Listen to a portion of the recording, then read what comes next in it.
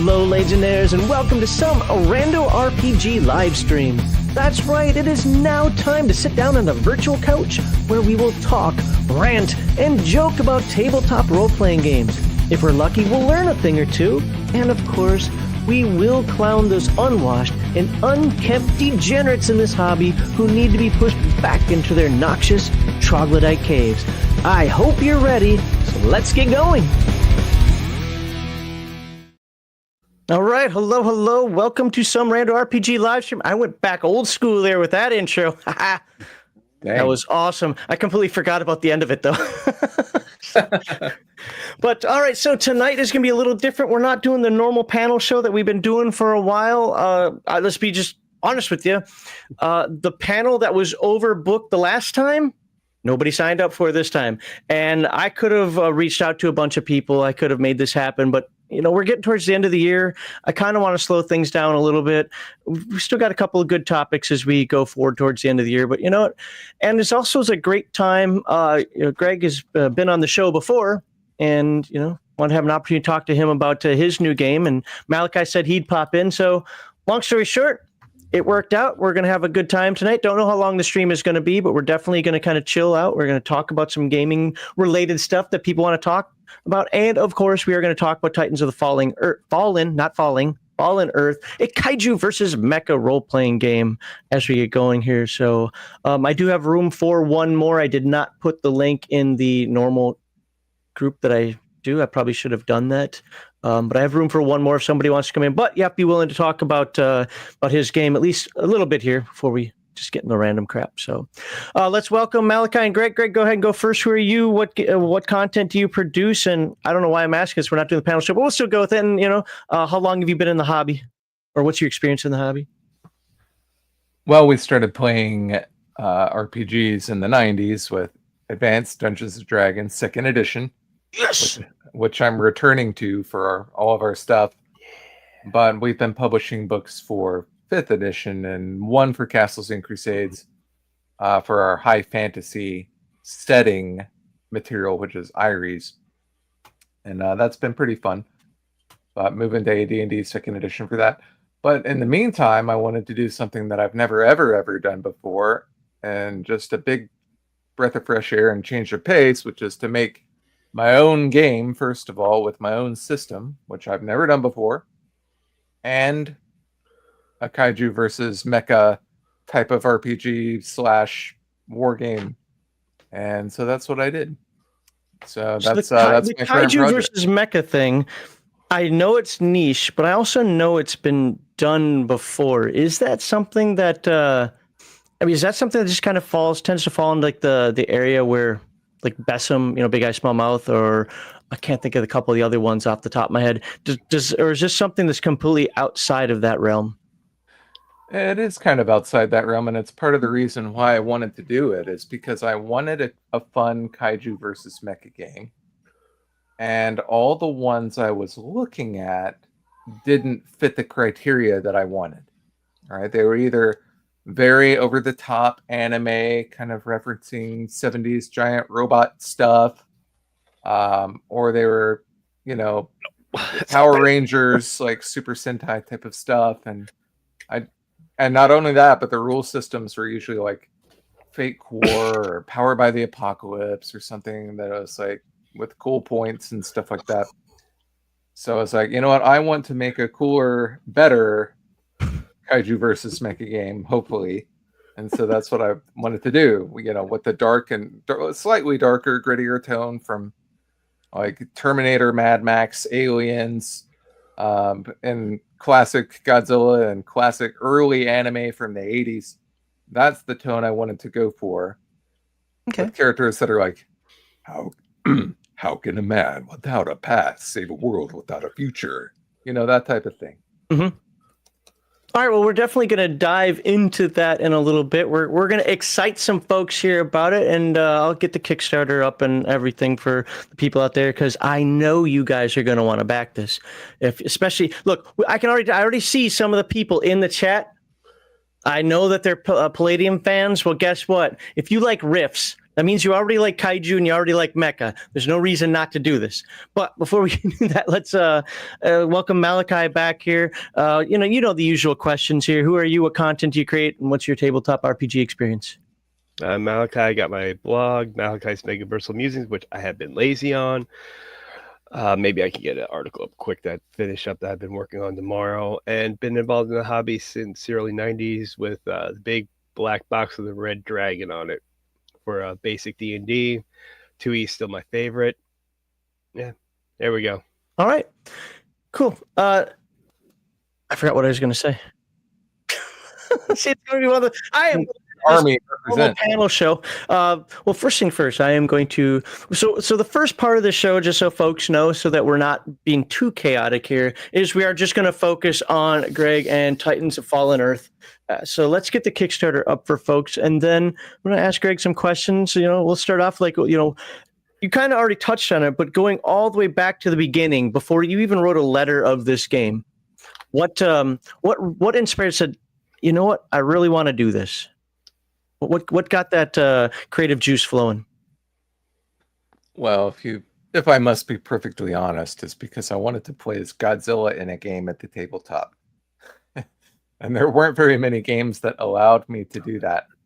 So that's kind of that was my first thought was, wouldn't it be bad? Because that was at the time that like Godzilla, all the new ones were coming out, like the Monsterverse and all that. And I was like, wouldn't it be fun if you could play as like Godzilla?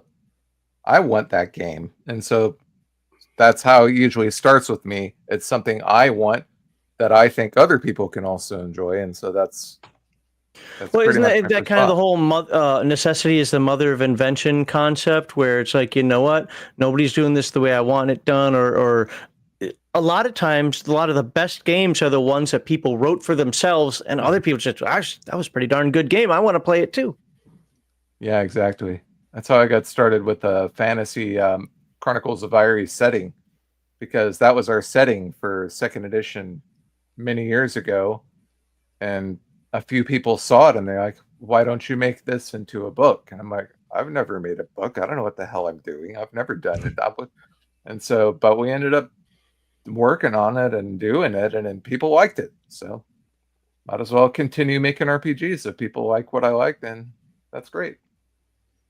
Awesome. Well, I mean, I looked at your site and I had forgotten that you had done that Redwall series.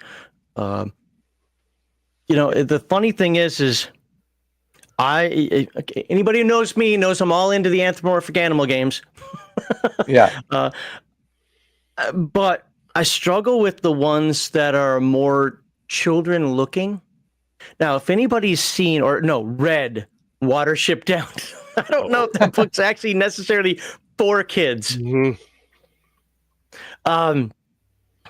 But with that said, I don't know. There's something about that artistic style that makes me kind of want to stay away from it.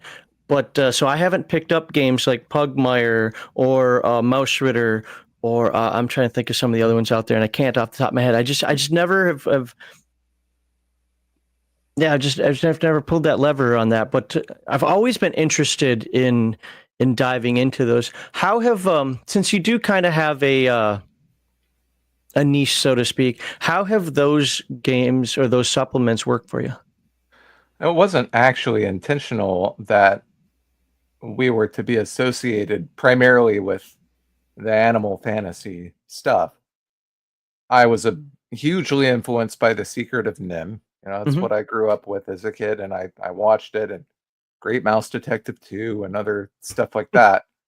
And The Secret of Nim by far is not a cutesy thing, not by any stretch of the imagination. True.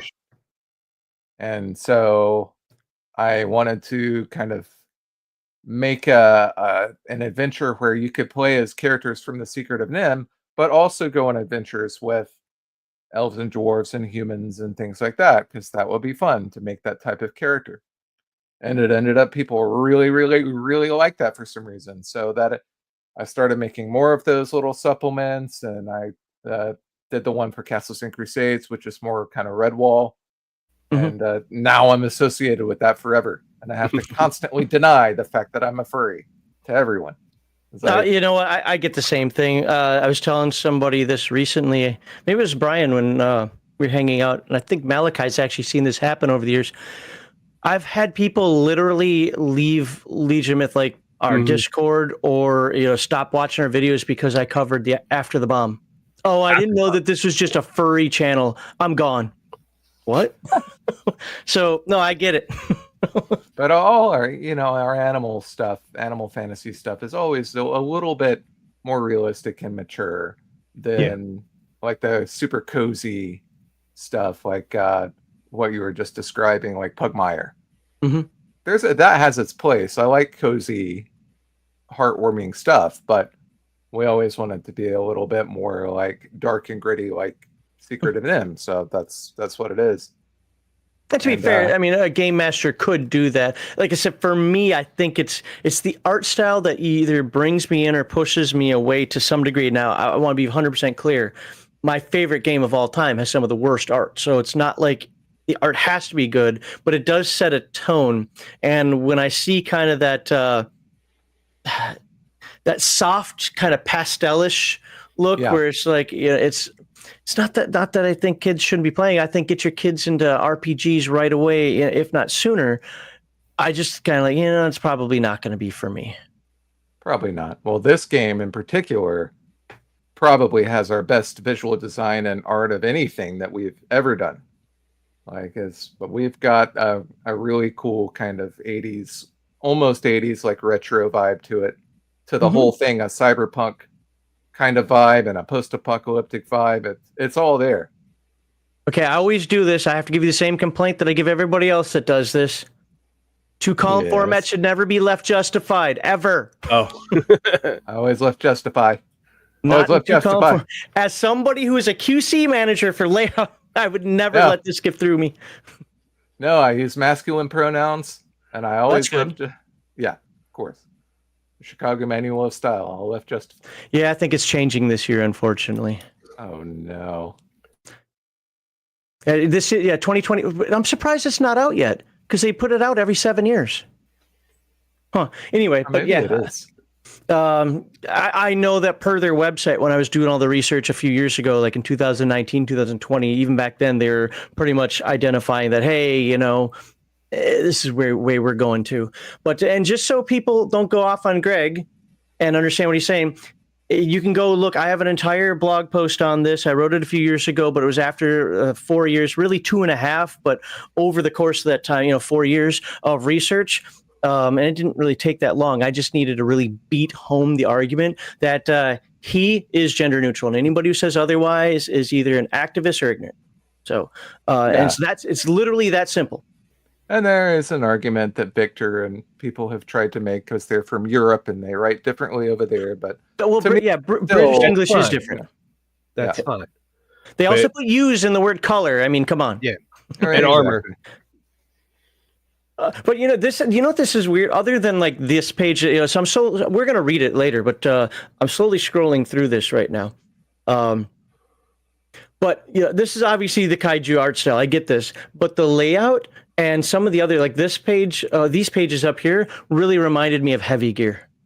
Oh yeah, yeah, more influenced by Heavy Gear, Neon Genesis Evangelion.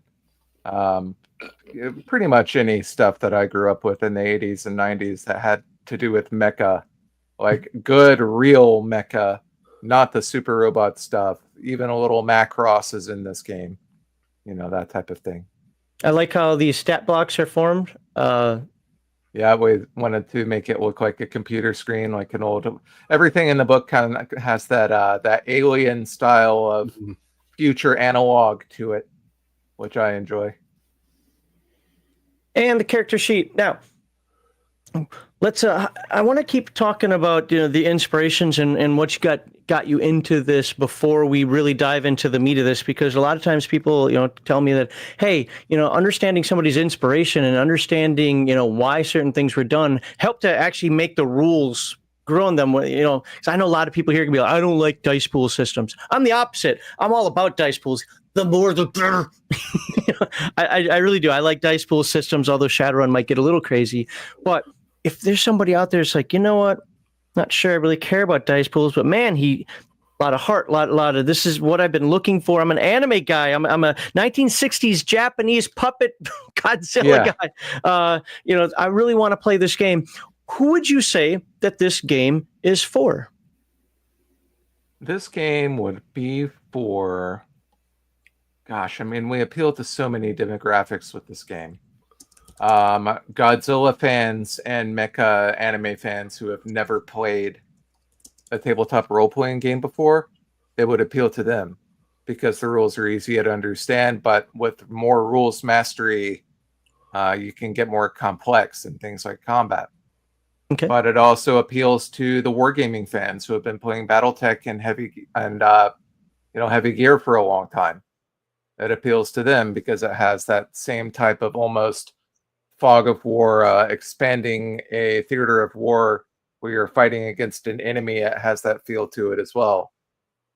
But overall, just as a general audience, probably the most people who would be interested in this would have some kind of passing nostalgia for heavy cyberpunk, like old school post-apocalyptic sci-fi and Godzilla movies from the 70s, 80s, and 90s. That's really where. Can I relive my Ultraman fantasies here? You can. All right. In a way. So I know you can't show the trailer because StreamYard doesn't really play well with stuff on YouTube. But we'll still do it anyway. Oh, sure. But anyway, one of our character archetypes is a Kaijin, which is a mysterious person. But in this game, that's how you live out the fantasy of transforming into a giant monster or hero, such as Ultraman, or there's some kind of monstrous element to it, like the Guyver. And if you want to even go more modern, people looking for that Attack on Titan or Kaiju number 8 can get that feel from it as well. But yeah, that's definitely an option in the game, is becoming a giant monster and using the giant monster's powers to attack. Okay. Oh, there's a convention in Atlanta? Yeah, there's conventions in Atlanta all the time. Some of the bigger ones like Dragon Con are impossible to get into. Oh, I forgot about Dragon Con. Well, I mean, I live in Alabama now, so I'm like, Atlanta's only 4 hours away from me. Yeah. So I usually try to set up at those. Hey, Bear. Oh, look at that. We're over 8,000. I'm taking credit for that. Well, you never know, man. We're going to play the trailer here. How long is this trailer? It's about 2 minutes. Perfect. Okay. We're going to play the trailer, and we'll see if it does come across YouTube well or not. But either way, and then we'll read what it's about. And if you guys in chat have any questions, go ahead and post them in there. Otherwise, I've got a few more to ask. Gonna need a bigger dice tray. Yes, you are going to need a bigger dice tray, and it's okay. More clickety class. I cannot talk. The more clickety clack math rocks, the better. Yeah, that's one of our add-ons. He may have just bought that. It's just, I'll send you a little dice bag with 25d6 in it, numeral face, because the game can not necessarily shadow run levels, but it can get up there into the 20 to 30 d6, 40 d6 in the end game. All right, let's hit play here and get inspired. See if we get sound.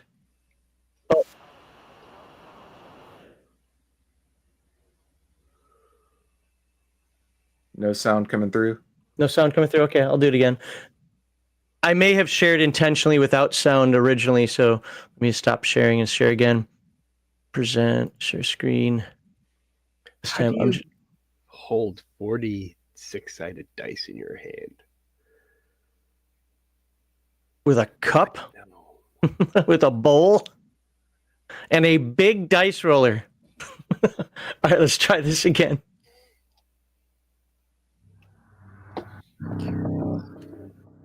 The world ended in a sea of fire on September 1st, 1989. The bombs took out more of us than of them. There are survivors crawling through the ruins, trapped by endless storms of smoke and ash. Now those things are coming back, just like they did before. But this time, we'll be waiting.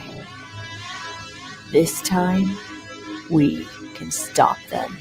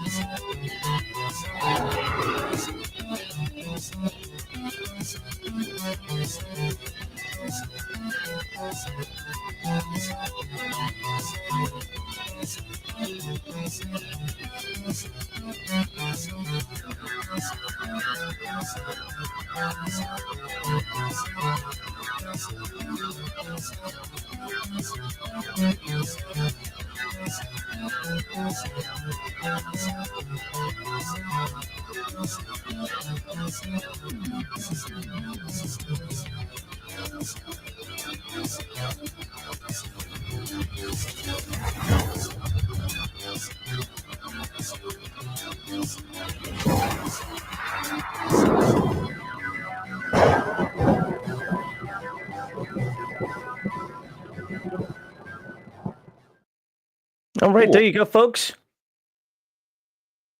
So now we got the tone of it. So I got some questions as I was watching through that. I'll start Sure. reading here, but the first one is obviously you can play a mecha pilot, right? That's right. Yeah, Okay. How can I play a kaiju? you can play as Kaiju. Mm-hmm. So So what? there's two ways to do that. One is as an enemy of humanity, and that would be either a player versus player type of scenario and a wargaming skirmish where you pick up a kaiju and stat it out, and then other players who are mech pilots would go against you. And the other method would be the kaijin that I mentioned earlier, who is kind of like a super soldier. If you can think of the Incredible Hulk, he's been experimented upon and now has this power to transform into a giant monster, and you gain all these inhuman abilities, and you yourself are now kind of beyond humanity at that point. So those are the two main ways to play as the kaiju. Okay. You can make your kaiju form whatever you want as well, as long as it has 2 arms and 2 legs. There's no limitations on that. So you can play as Godzilla, you can play as Ultraman, you can be Gamera if you want to create that. I don't put it here because I'll get sued, but you can have that. You can have that fantasy if you want. All right. Then the next one that begs the question: is there a way to play just a normal human? Yes, I have a full chapter in the book dedicated to not alternate rules, but other things to do in the game outside of your Titan. Now, keep in mind, 90% of the game is kaiju versus mecha action, big Titan action. But you can, as a pilot, be a badass outside of your mech. You can go on bounty hunting missions where you're hunting down aliens in a post-apocalyptic city and get extra money that way. You can kind of wander about your base and bargain or barter for new weapons and equipment. You can take on Metal Gear style infiltration missions where you might have to go into an enemy base and infiltrate to find like a alien power supply or something. So all those that reminds me of. Do you know the old video game Shogo? Yes, I do. That reminds me of Shogo. So yeah, we have a chapter dedicated to those type of rules and guidelines for the GM on how to set up those missions and scenarios. Okay.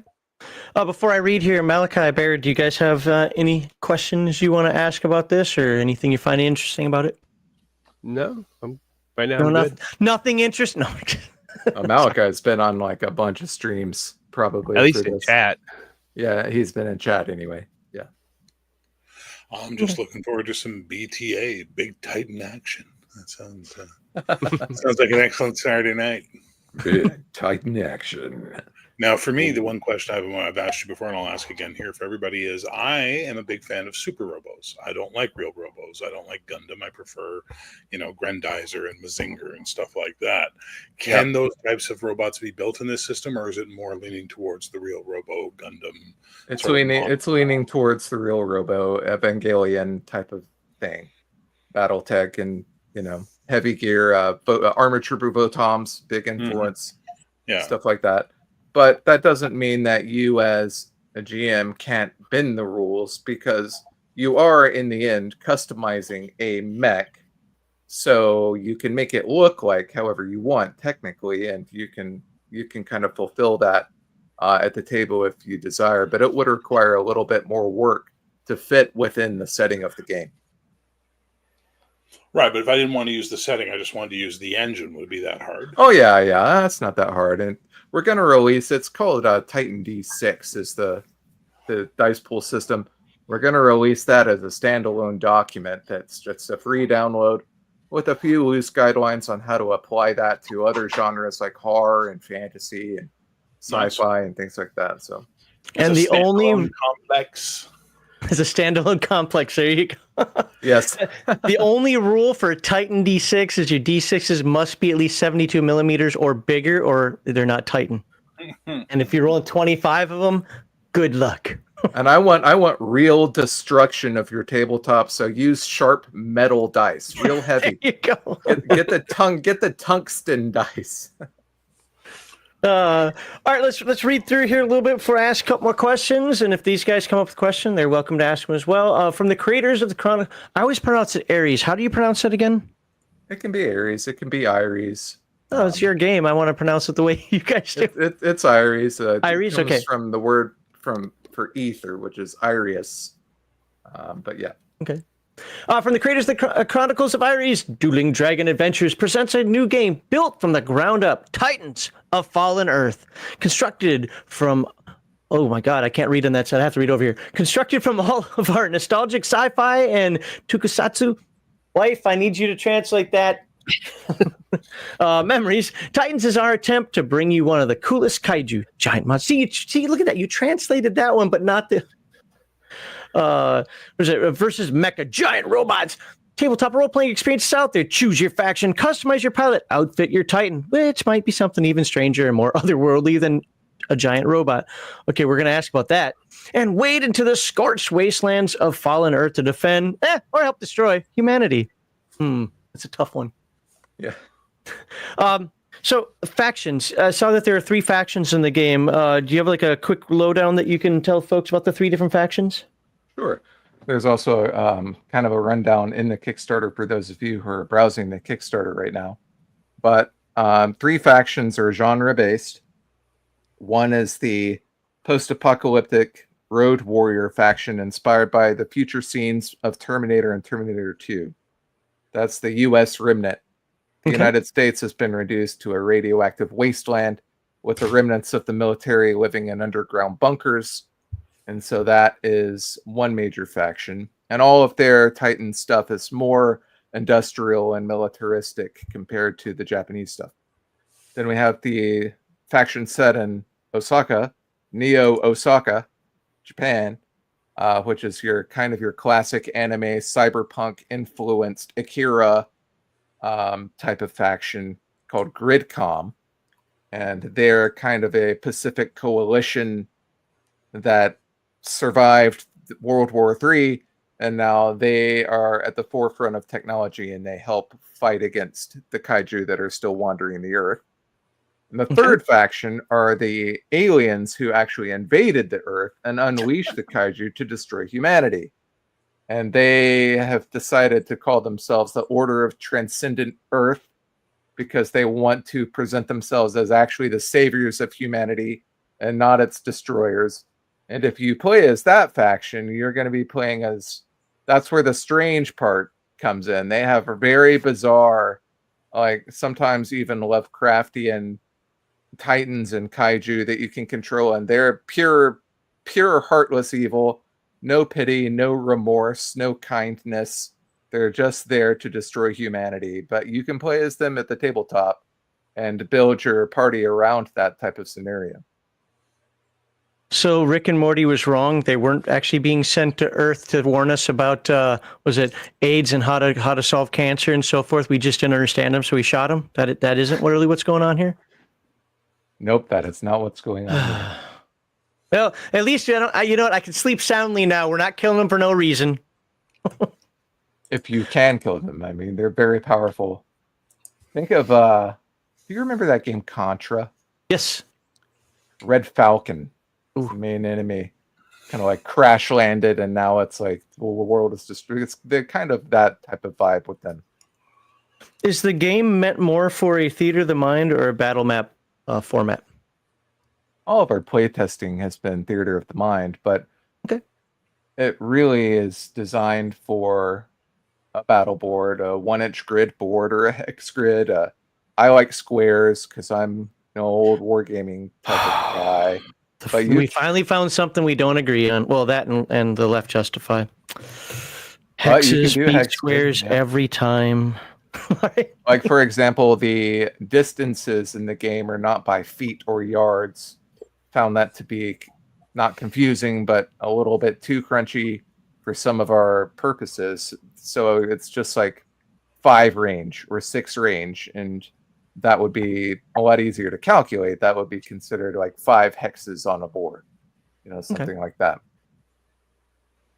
All right, I'll read the next paragraph here after I read the idea of Kaiju RPG never occurred to me, but if it offers a chance to play Destroyer and annihilate a city, you don't gotta ask me twice. Super Robot ain't my jam, though. Gotta be walking tanks. Destroyer. I just think of James Rolfe and Cinemassacre every time.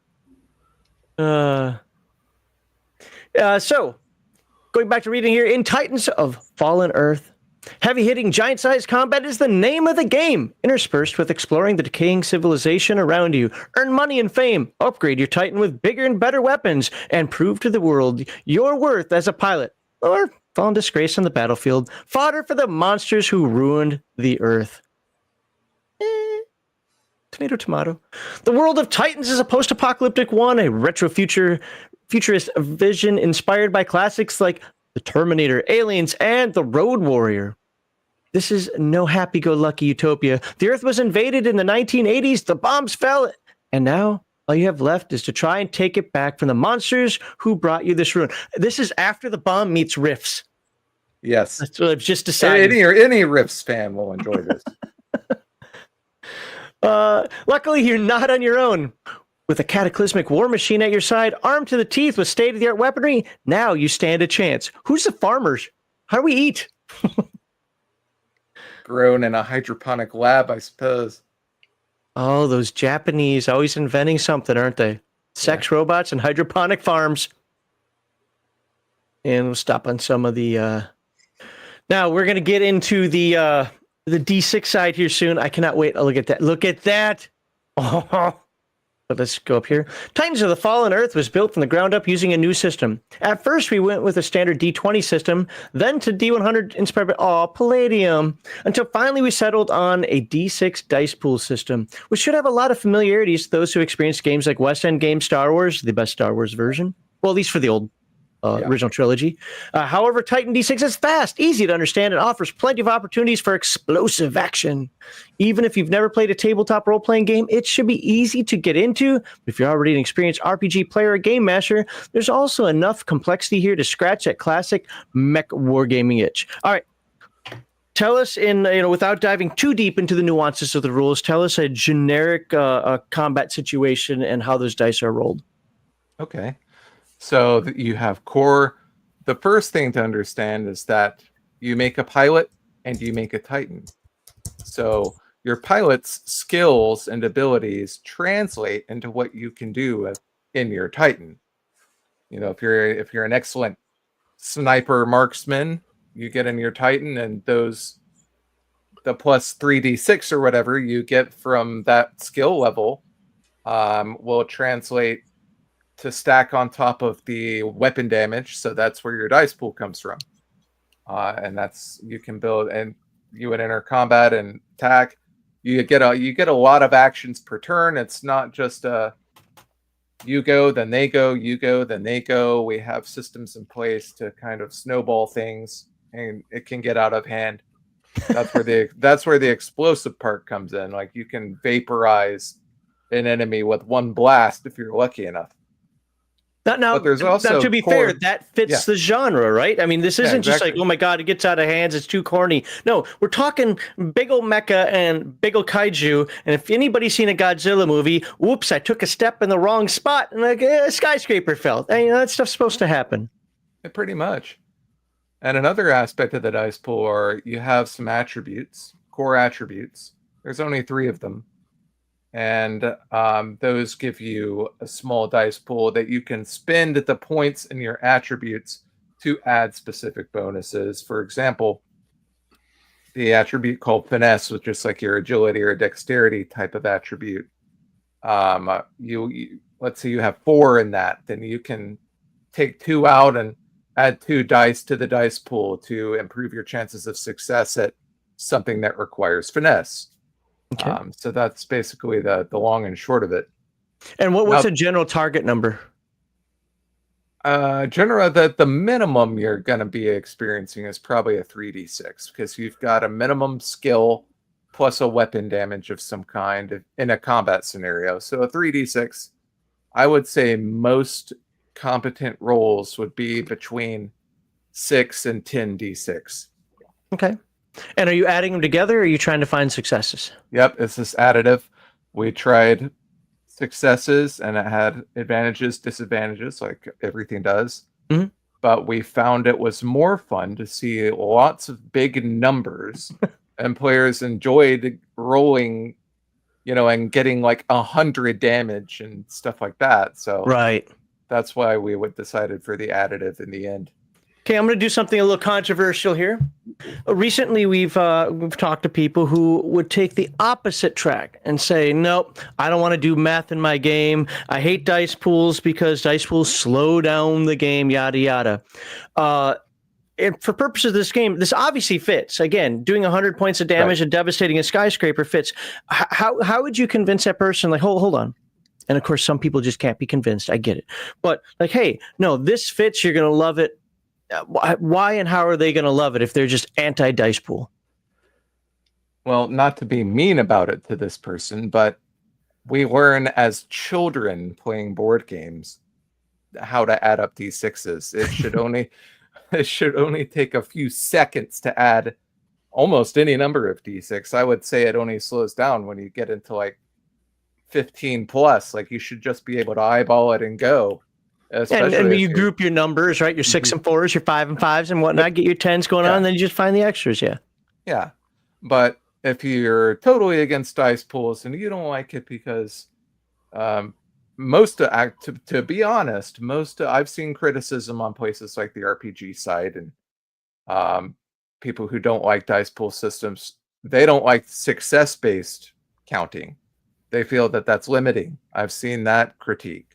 So that's weird, because the people on this show have gone the opposite way. They don't like the math side of it. I like them all. I'll just be honest with you. Yeah. I just like rolling clickety-clack math rocks. But they're like, here, like, oh, dude, I can do successes. If I just got to find 6s or 5s and 6s or whatever, I separate those out, and then we're good to go. To me, it usually comes down to the idea of like, I just want the game to move on. I don't want to stop for the dice portion of it. It's a role-playing game. Game implies the die mechanic. And I get it, for a lot of different genres, a success counting dice pool can be faster, it can be easier. But for this specific genre that you're playing at the table, this works better overall because it gives you that feeling of titanic action, momentum. You have a lot of momentum on the battlefield, and things have weight. They feel heavy, they feel big. They feel apocalyptic. That's why it works for this, even if it might not work for other things like Western game Star Wars. Mm-hmm. Well, I'm a huge fan of West End game Star Wars. I think that system works perfectly for the original trilogy. I think it's the best Star Wars representation of the original trilogy of any of the Star Wars games that were ever made. I won't say it's necessarily the same for prequels, sequels, expanded universe, and so forth, but to capture the original trilogy, there isn't a better version. And yeah, Darth Vader has 17 D6 to use a force choke on you? Well, he should. Mm-hmm. He's a Sith Lord. He's got to overcome that penalty from all the. From all his suit, yeah. Yeah. Oh my God, prosthetics. All right, so 3 unique factions rise in the new world: the Terminator-inspired U.S. Remnant, the classic anime-inspired Gridcom, and the cyber-goth-inspired Order of Transcendent Earth. The villains who unleash the apocalypse. Woohoo! Yes, you can play as them. You know what? If you just haven't seen enough destruction, if you're like, let's finish the job, you can do that as well. Each faction has its own unique titans to build and pilot, along with their own goals and motivations. Because you can play as the enemies of humanity, Titans of Fallen Earth also offers player versus player combat as an option. Notice it says as an option there. You don't have to do it, but if you want to do it, bam, there you go. You got a little time on the weekend to spare, and you decide, you know what, I want to play some Kaiju, and I'm going to stomp your stupid robot. And there you go. You knock it out. You do that. Yeah, we have a Kaiju bestiary in the back with great artwork. You saw a quick preview of that, where you can just grab a Kaiju and go, let's say you're over at a buddy's house, you can grab a couple of mechs that are pre-statted and grab some Kaiju that are pre-statted and just have a little skirmish. That would be a fun, quick time at the tabletop. Or you can build everything out and customize it the way that you want and have a real RPG experience there. All right, and we'll take a look at both the art and the layout here. Now, some of those pages have been updated. Some of them have not been, but this is early stuff. I generally, again, it reminds me a lot of Heavy Gear, but like I said, that the left justified drives me nuts. It's just a personal thing. I'm not mad at them. Anybody who's watched the show knows I yell at everybody who does that. But the spacing is good. The general layout of it is good. The titles are good. I like the way it's generally laid out. I also love it when people do this. Are you using Affinity? No, I'm using InDesign. Oh, you're going full on with InDesign. Okay, yeah. When people get that nice wrap around the art, I really like that as well. Same. So I think this is again it fits the genre the way you want it to. Got the nice computer screen text there. All right, unlike in other Kaiju versus Mecha games, you can actually play as the Kaiju in Titans of Fallen Earth, either to contest your fellow players in wargaming skirmishes or as Kaijin, a mysterious person hero, fulfilling that Attack on Titan, is it Guyver? Or Kaiju number... I'm sorry, I don't do anime, so or Kaiju number 8 fantasy. Although we include a full Kaiju bestiary with stats and artwork, there's enough customizability, is that a word? that no two Kaiju will ever be the same. So, you know how Battletech has mech creation, and everybody can make a mech based on the rules, yada, yada. Do you have something similar to that for Kaiju and Mecha in your game? Oh, yeah, of course. Okay. The mecha are slightly more limited. I mean, they have lots of charts of equipment and weapons. But the Kaiju, I found websites like Toho Archives where I'm like, I want a list of every single Kaiju power that's ever been in any movie ever. And it's like, okay, here's 500. So it's like, I don't have 500 Kaiju powers in the game, but there's a ton, and they're all separated by weapon damage type, like acidic or fire or electrical energy, things like that. And so there's a lot you can do to customize the Kaiju. Is it kind of more how do I want to say this?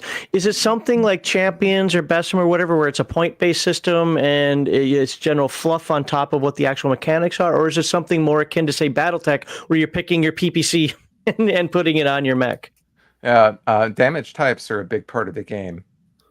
Because critical rolls, which are a natural 6 on any d6 in your dice pool, can confer special status conditions.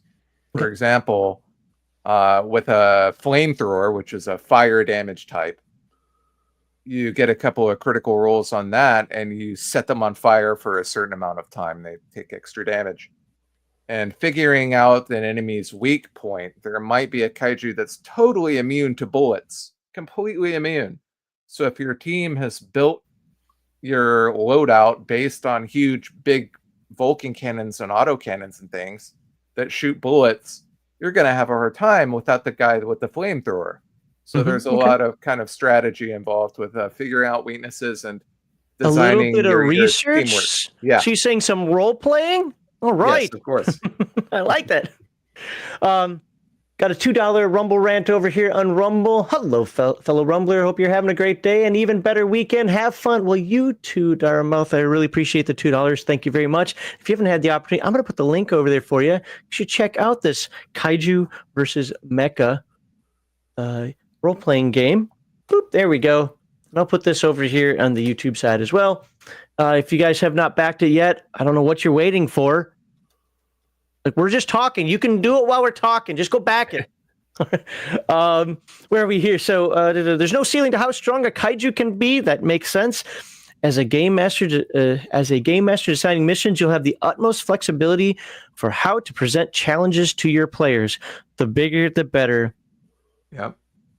It's like that Futurama one when Bender becomes the robot, not the kaiju. I just had a dream of killing all humans. All right, so as the kaiju grows stronger and stronger, the action will start to heat up, eventually reaching apocalyptic proportions as your campaign continues. Hey, if you're playing the evil kaiju and you stomp on a lot of buildings, and do you get like one experience for every civilian you kill? Correct.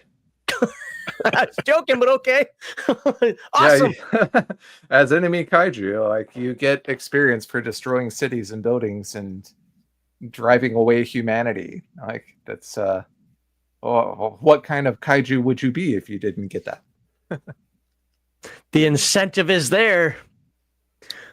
All right, so the launch status, the book is 95% written, 98% laid out. All artwork is done. Some playtesting has already been done, but more playtesting is in our future. Do you have like a closed group of playtesters, or are you doing kind of like what Bear's doing with his game and just sending out a beta PDF for people to take a look at?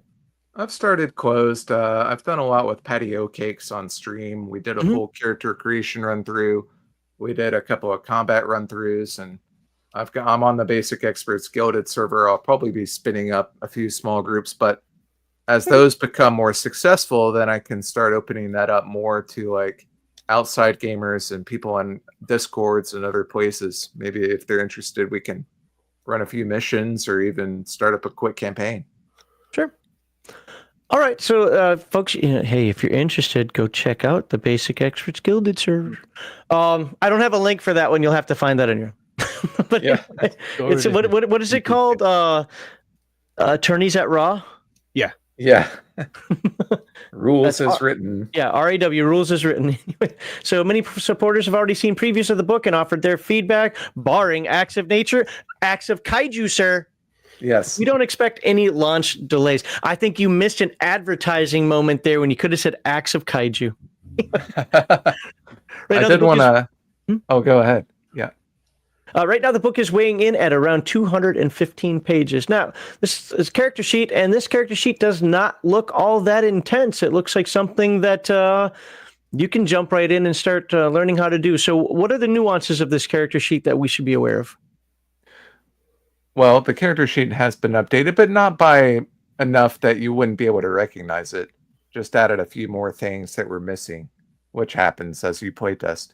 Sure. But the thing that is going to stick out first and foremost is the diagram of a generic mech titan right there.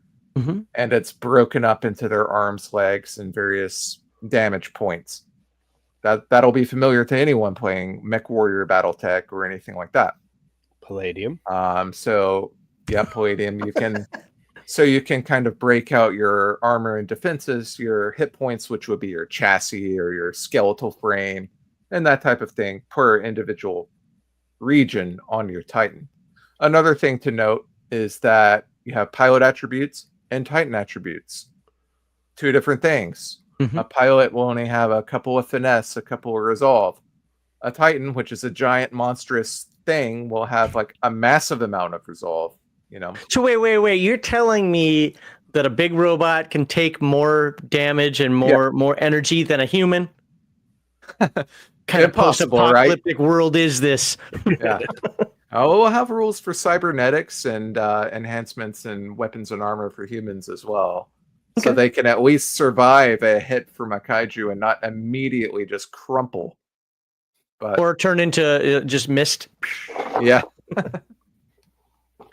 Let's go. So you got hit locations on there. How does one determine what location is shot? I decided to keep it simple and just you decide what area you're attacking.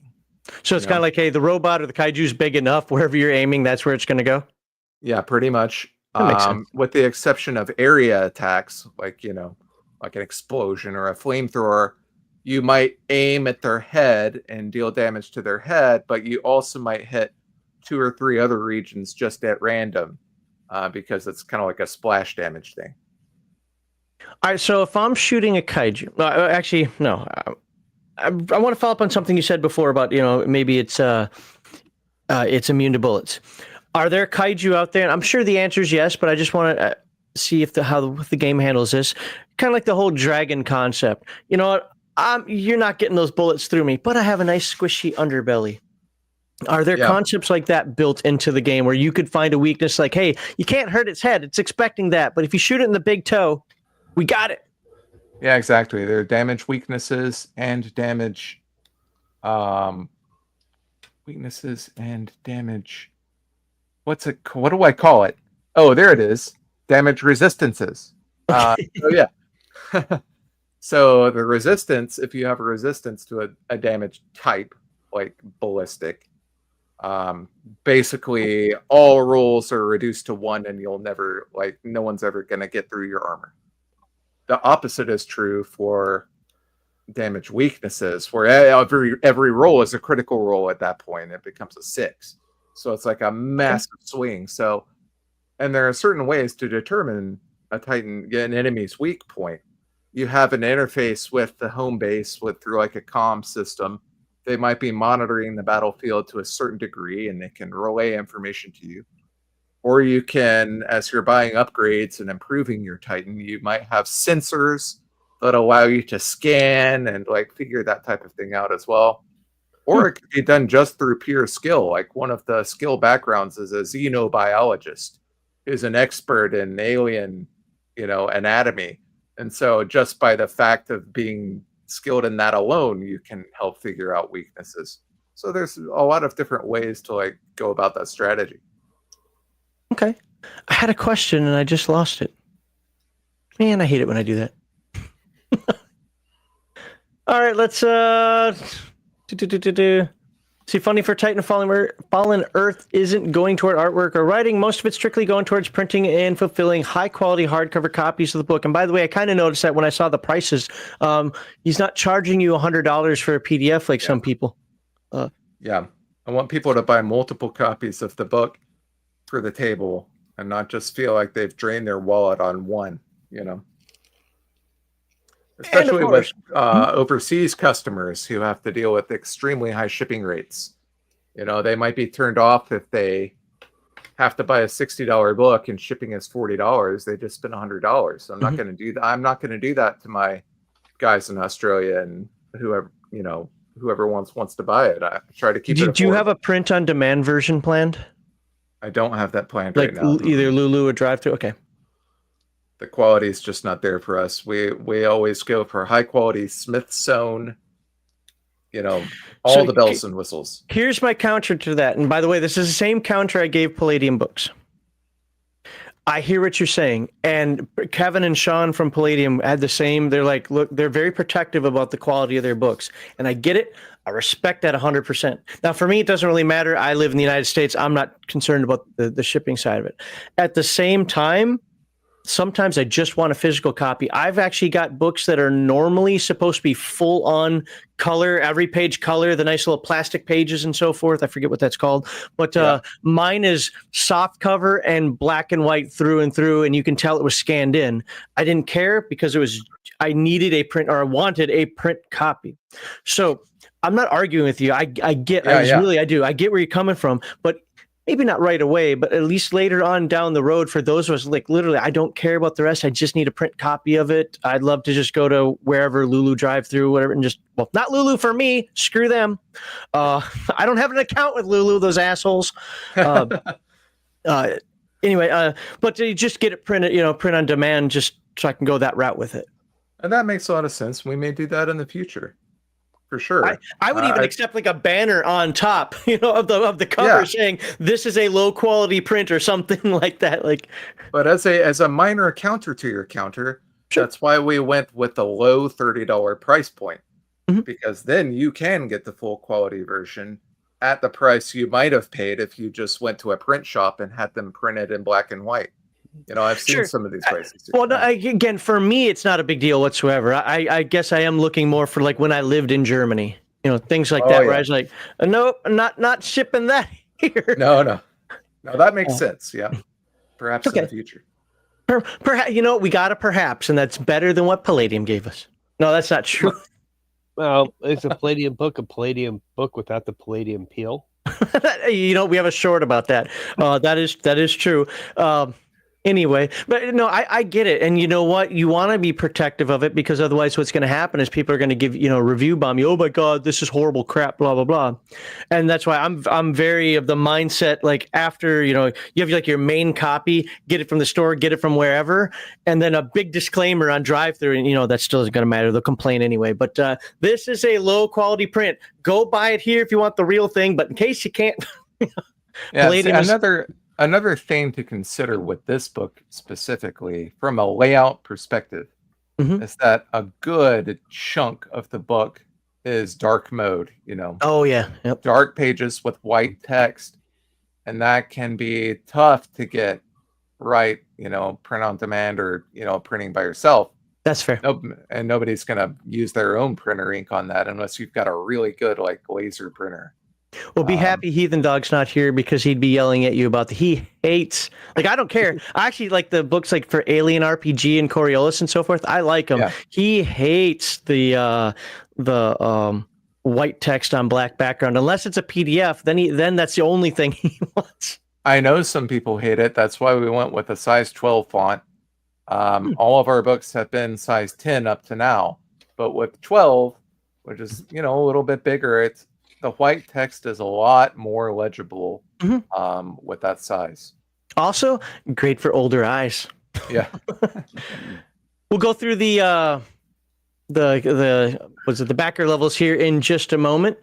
We got the CD soundtrack. We got Dice. So there you go. Dice package, digital soundtrack download, and all physical rewards will be imported and distributed by Last Mile Game Logistics LLC out of Muskegon, Michigan. I wonder if Palladium uses that one. They're out of Michigan. Those guys did Terminator and I mentioned it right there. Yeah, they did Terminator and Hellboy and a few other things. Awesome. All right. We're not going to go into you guys. Sorry, but we care about the game, not you. We don't damn about you. You already know who I am. So I saw a scrying Dutchman there. What's that? Saw a scrying Dutchman. Yeah, I just mentioned some of the streams I've been on. There we go. Well, guess what? You can add one more to it. No, I don't care. Yeah. Immortal Rising. They do a comic book, don't they? Yeah, they're comic skate type of dudes. Yeah, I have. They got the elf one, Fallen Tree something, if I remember correctly.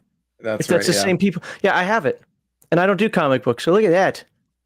So there we go, and you can follow them on X, formerly Twitter, Twix, or whatever you're supposed to call it, at Irish. Did I say that right? Irish Chronicles. That's right. Yeah. All right.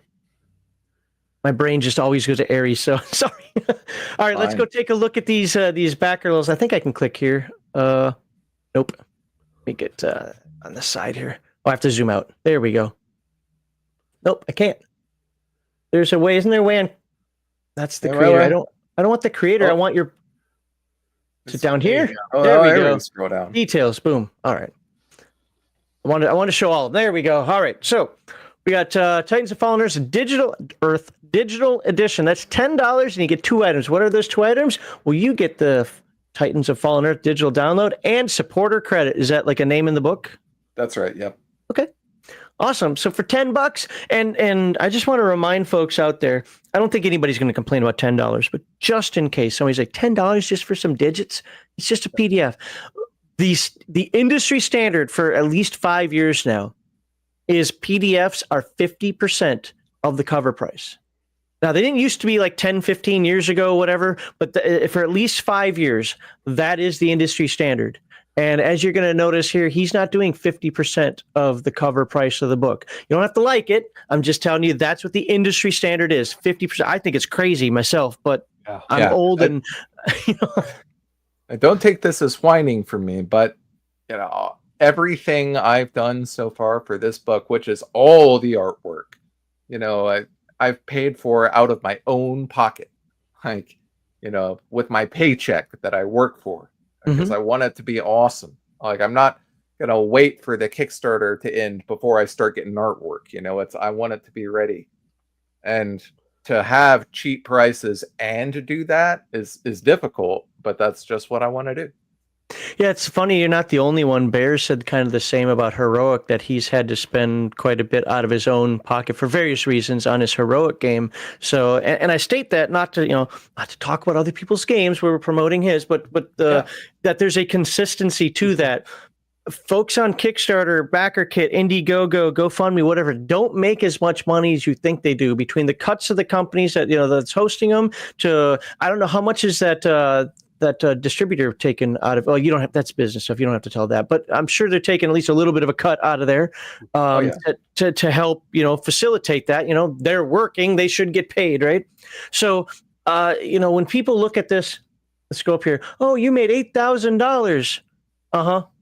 Well, let's see, for me personally, as a government employee, I can't do math. That's what, 2.5 months of work?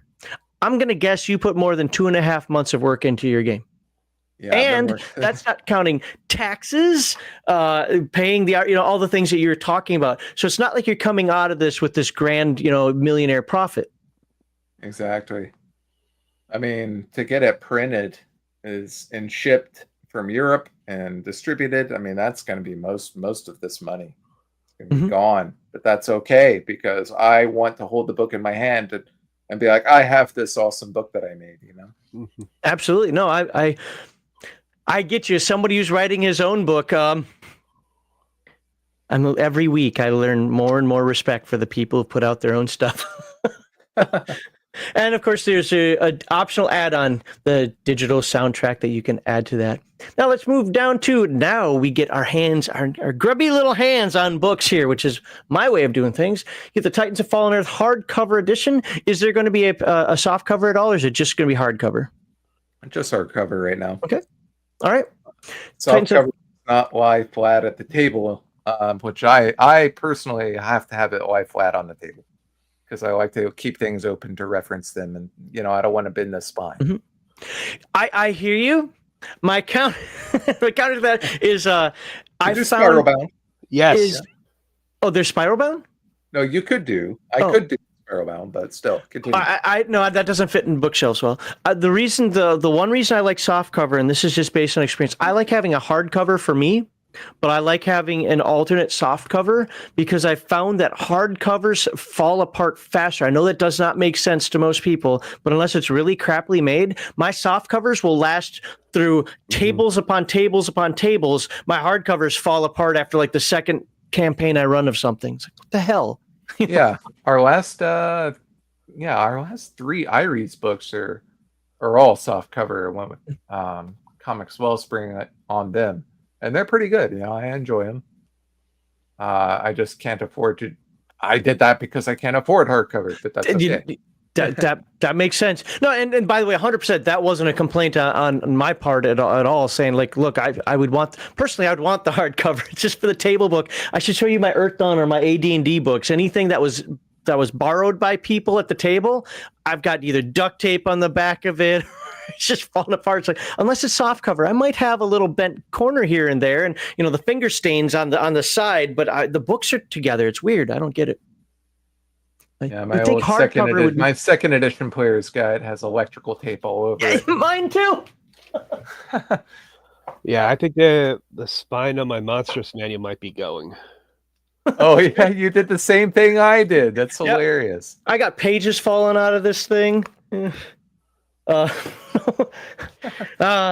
my baby. All right, let's go back here. So we have the Titans of Fallen Earth hardcover edition and the digital download. So you know what? Those folks out there like, I want my PDF. Well, guess what? You're going to get your PDF. People like me are like, I want my hardcover. Well, guess what? I'm going to get the hardcover too. And then I can use the PDF as an overview or a deep dive someday in the future if I choose to. And of course, supporter credit again. Now we're going big bucks. You guys ready for this? No whammies. $50. What's that? No whammies. No whammies. Where'd it go? There it is. 5 items. So that's basically, $10 an item. Let's see if it's worth it. Titans of Fallen Earth hardcover edition. She's getting a hardcover again. Soundtrack CD. We should actually dive into that a little bit. I did skip it above, but I probably shouldn't have done that. The digital download, digital soundtrack. Wait a minute. What's the difference between Fallen Earth soundtrack CD and digital soundtrack? What's the difference? One is a CD and one is digital. Yeah. Oh, I get it. No, I'm not being smart. Yeah, no, one is like a high quality like MP3 from like Bandcamp that you can download and have, and the other is an actual physical CD. Yeah. I got you. I don't know. For some reason, I was thinking that one was going to be like background music and the other one was going to be something else. But yeah, never mind. All right. And supporter credit. And of course, you've got the optional add-ons that you can get. I can get actually. So in case 25 isn't enough, you can get 50 dice. Yeah. Dude, get 50 dice. You know you want 50 dice. No, 100 D6. You want it. Your kaiju is going to be that devastating. I don't know. Numeral face too, because I, as a player personally, and I know a lot of other players don't like to put dot face and mix those in with their other dice. So this will solve that problem. I'm one of those. It's weird. I don't really have a preference. I'll use either. Yeah, I don't have preference. I can picture myself using dots. I can picture myself using numerals. I think might sound crazy, but I think I do the math faster with dots. That's that board game thing again that we grew up with. Yeah, I think so. But to be like I said, I don't care either way. I just love dice pools. So there you go, folks. $50. That's it, and you get all that stuff. $30, and you get the entire game, and you're off to the races, ready to go. Last question I have. I know it's going to say it on the Kickstarter, but I'm just going to ask you, where are you in terms of when do you think the product is going to be available for people to actually get in their grubby little mitts? PDF I can probably get out after the holidays, so January, February. And then I don't know how long it's going to take to get it from Europe, the physical. Sometimes it takes 1 month, sometimes it takes 4 months. So I put that at May of next year. But okay. I'm pretty confident that we'll get it a lot sooner than May. So I have to add this to my list. I've got to get Horde Wars Advanced when he comes out with that. I've got to get Fragged Empire, and now I got to get a Kaiju game. Dang it. I'm going to have this list of games I got to get. But absolutely. So after the fact, do you have plans on putting this on, say, Drive-Thru RPG or Giant Slayer Games or wherever? Yeah. Anything I've got that's not covered by the Kickstarter, like I should have at least 50 extra copies of the book. At least that many. Probably open our own. You do the 10% rule where it's like whatever the Kickstarter is, you go 10% above it, or do you go even more? Yeah, it just depends. It depends on what the price break is. If the price break is at $250 and I'm at like $190, I'll go for the $250 just to get the price break. Ends up better that way. Mm-hmm. Okay, that makes sense. Malachi, do you have any questions? I know you've been on. Oh, is there anything I didn't ask that you're getting off other shows that you think is important to bring up? Go ahead and do it now. Oh, don't forget about the CD soundtrack. We're gonna ask about that. Yes, that's right. Well, why don't you go over that? So all right, where was Titans of Fallen Earth PDF? There's a CD. All right. So, some people have conflicting opinions on playing music during tabletop games. Mm-hmm. If you're in a game store and it's loud and there's a lot of people around, I get it. You don't want to be doing that. But if you're at your buddy's house, I like to do that. And so we're going to have a full electronic soundtrack that's designed for use in the game. each faction will have at least a couple of like battle themes that you can play for combat. Think of Final Fantasy, Mhm. atmospheric themes for wandering around the base, creepy stuff for exploring, alien ruins and things like that. And that's basically the gist of it. I told my musician, who's my co-author, he's also a musician, that I wanted it to sound like a PS1 game. He's like, I want this to go retro. I want this to sound like 1996. He's like, you got it, bud. So lots of MIDI, huh? yeah, we're gonna have a lot of samples and things like that. But it's gonna be a fun soundtrack, and people should enjoy it. Now, this is a limited edition. I will never reprint the soundtrack. So if you want the physical soundtrack, this is the only way to get it. Or I'll have extra copies if you bump into me somewhere like at a convention. You can get it that way, but it's never going to be reprinted. That's it. All right. Well, you heard it here, folks. So if you want this, you got to get it. Got to do it now. You can always get the digital, but still. I'm always torn on the music background thing because I've been in a couple of sessions where it wasn't bothersome, but I think I lean towards it's annoying to me, but not every time. At the same time, everybody plays differently. So the fact that I might personally find it, usually, not always, annoying, the fact that this is an option for folks to get who do like this, I like games, I like Kickstarters that put out options.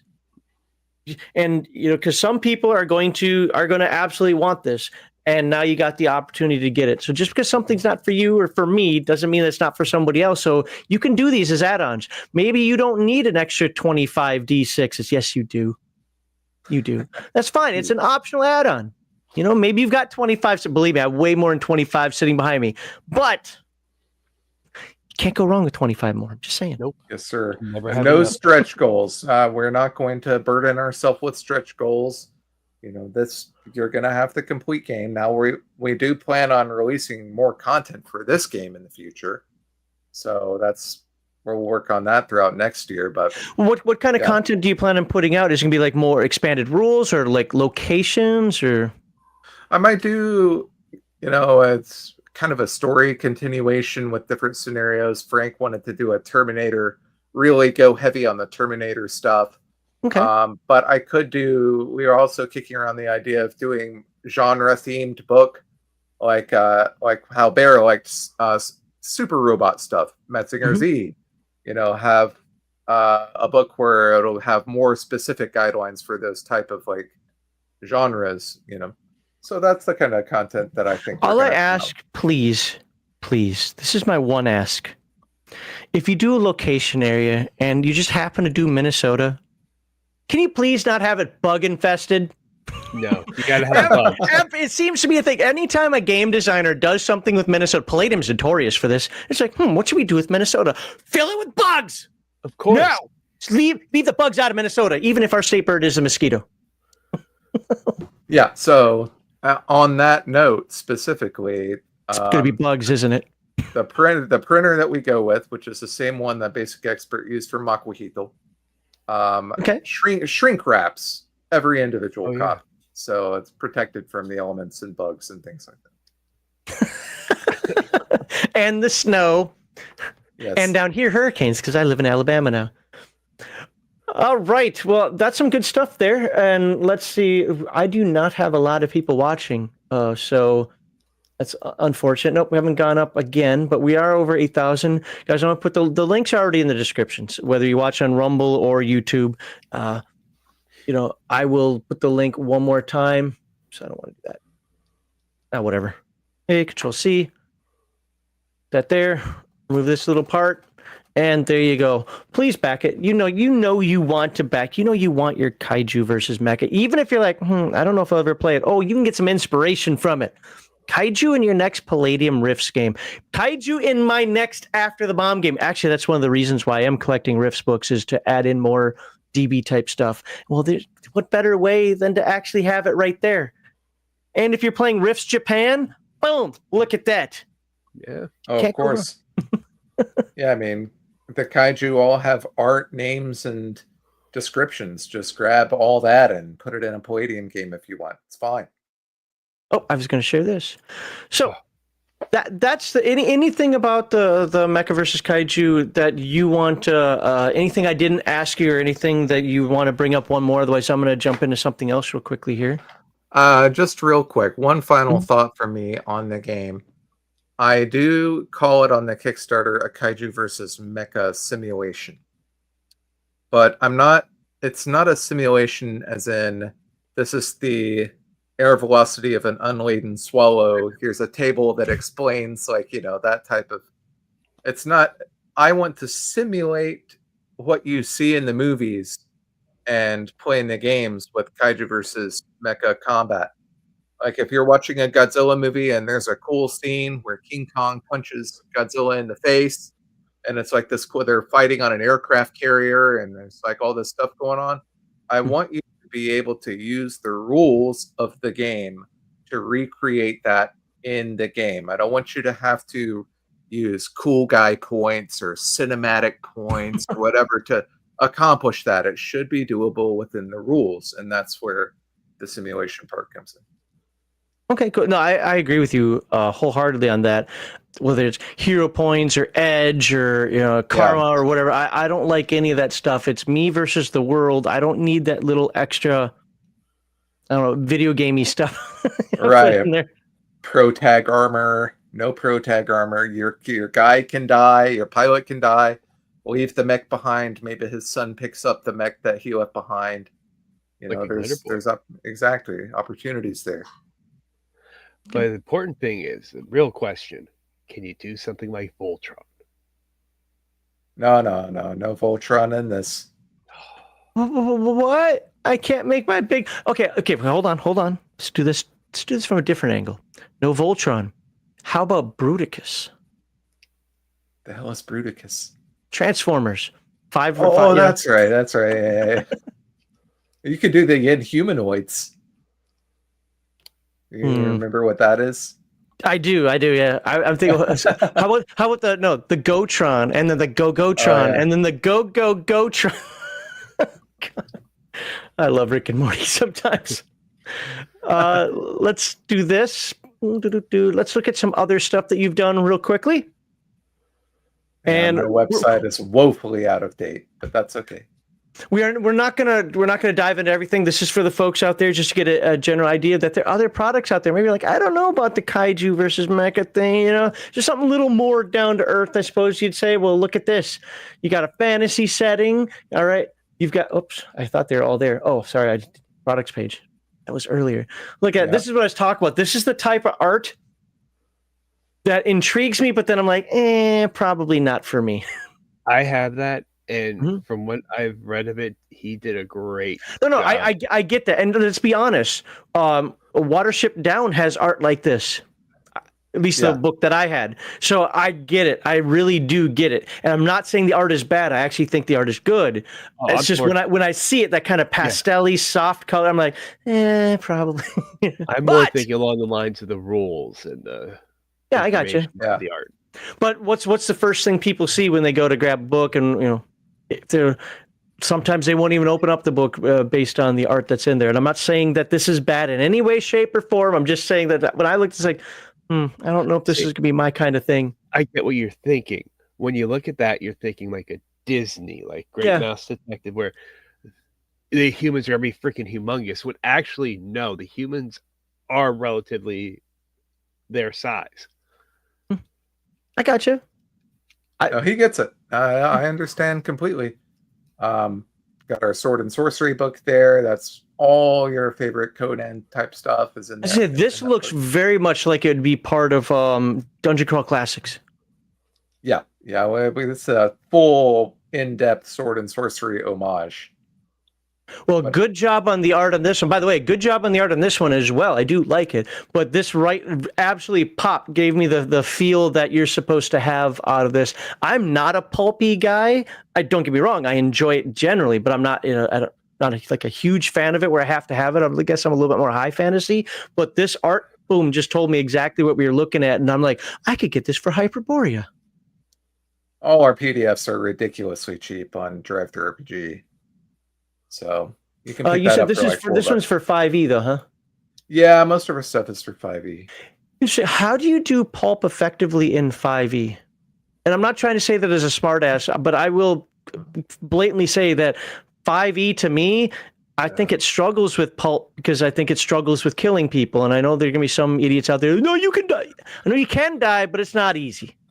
Yeah, and that was kind of a mistake on my part for going with 5e, but I felt like 5e didn't have anything like that in it, so I wanted to do something that it didn't have, fill that market niche. But See- there's like a whole section on with optional rules for lethality and adding, Okay. different things like that to it. Excellent. Does it incorporate, say, like some of the hardcore mode from what I think that's the name of the book too? Kind 5e of similar stuff, Okay. Perfect. Go ahead, Malika. See, where I think 5e can't do pulp is in the magic. Well, everything's magical. Every damn character class is magical, even the fighters. Yeah. And look at that. Nice hardcover there. And then And there's This- our this rat re- book going out. this reminds me of a Shadowrun book. Like when I see this, the first thing I think is like, oh, it's a Shadowrun expansion. And Yeah, it says that's shadows our- on it too. Secret of Nim. That one's a little bit less pastel than the other ones. It's certainly Oh, I didn't more. even catch that. Okay, yeah. With the rats. Rat Yeah, I didn't even notice it. I was just looking at like the generic cover. Yeah, I got it Yeah. now. Okay. All right, and then that's the same too. All right, anything else that you want to tell the fine folks out there about your stuff, your products? I'm going to put this. Actually, the link to the website is already in the description as well. So all you have to do is look at the description of the video, and you're going to find everything there. Yeah, if you scroll to the bottom, you'll see some links to videos. Go to our YouTube channel. I have at least one trailer for all of our projects here that give you a good idea of what it is. So just watch the trailer. All our trailers kick ass. We don't have one that sucks. So enjoy those. I also have a bunch of behind the scenes creation videos on there and lore videos to dive deeper into the world and what it means and stuff like that. So you reminded me of the question I was going to ask earlier that I forgot by saying that. Do you plan on putting out any like how-to videos? There's one thing that Mark McKinnon does really well for his Bessem game, Big Eye Small Mouth, is he literally just puts out, this is how you make a character. This is how you do generic combat. Doesn't go into all the nuances and so forth, but just a quick 5-minute video out there. Well, okay, character creation in Bessem is going to be longer than that, but 5 to 15-minute video out there where it's just covers the basic. This is how you get into it. Do you have any plans to do anything like that? Yeah, for sure. Awesome. My buddy there does all our videos, and he's been very busy. So that's why we haven't. Normally, we would have like a behind-the-scenes video of this game by now. Mhm. But he's just been so slammed at work. But we're going to release that probably after the Kickstarter. Cool. Well, that was some good stuff. Like I said, I came in here totally blind, so no prepared questions or anything this time, but I think we did a good job of covering your Kickstarter there. I hope you think we did as well. Again, if there's anything we missed, by all means, talk about anything you want when it comes to that. But I think this is a good point. We're about an hour and 23 minutes in. I think this is a good point to basically end this segment. I highly suggest that folks, like I said, the link is in the description. I highly suggest that folks check it out. Check out his website. Check out the links that he's got on his website to Drive Through RPG or wherever your fancy is to buy his products. And looks like some really good stuff. And I honestly, I look forward to it. I wasn't going to actually. I was telling him before the show, yeah, there's a lot of games out there that I just can't get. But I have actually written this down with Horde Wars and Fragged Empire.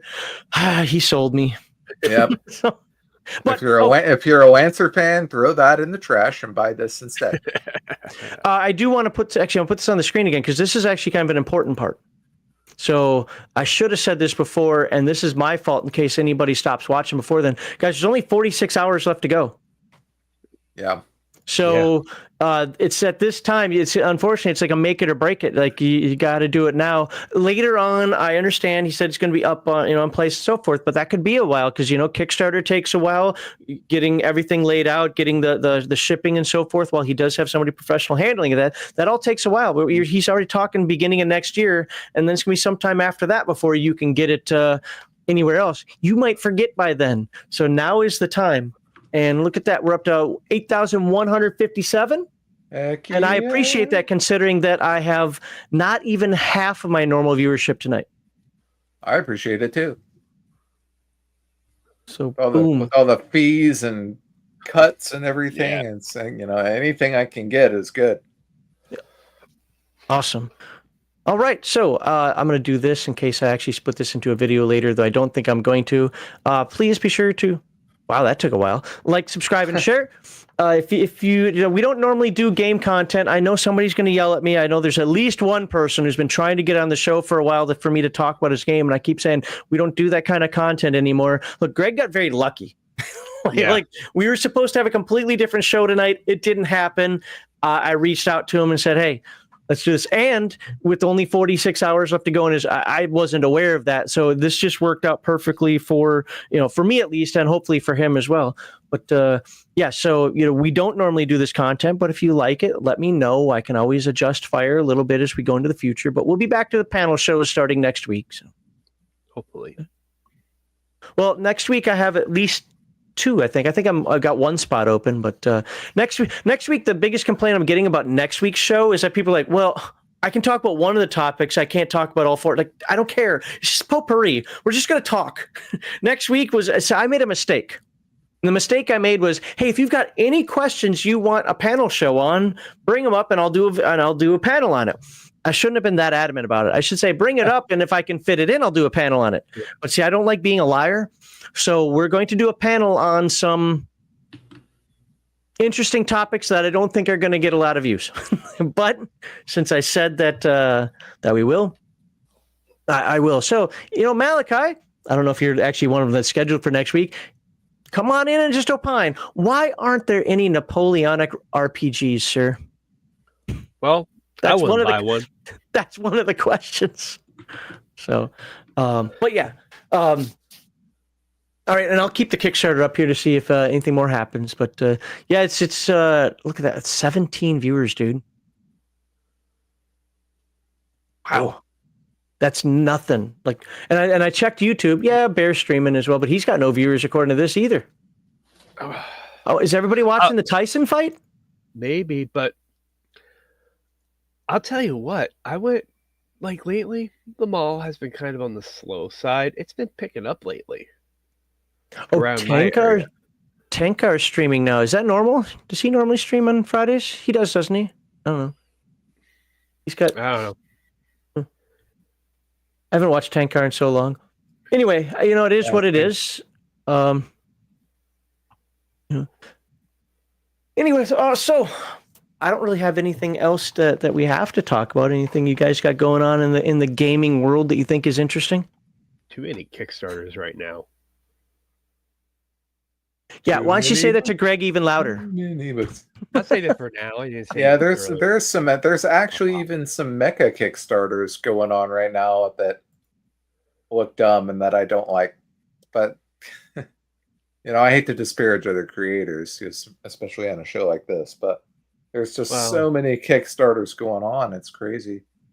Black Lodge Games just launched theirs. Yeah, but that's a different theme, though, right? Yeah. Black Lodge is dark and gritty. Yeah. With people's financial situations, you gotta watch. Christmas is coming up too. I've had a few people say, sorry, I'm not, I haven't been, I let my membership drop, or I'm not back in our super chatting right now, but Christmas is coming up. I get it. And real life comes first, folks. Real life always comes first. Yep. Frog God has a good one going on right now. If you want some OSR stuff, they have Adventures by one print. It's $18. You get the PDF, and then they have another option for 3, and it's like $17 a book. And normally they run for about 20. And then Savage Rifts Europa. Yeah, I debated that one. I really did, because I'm like, I did my usual. I didn't.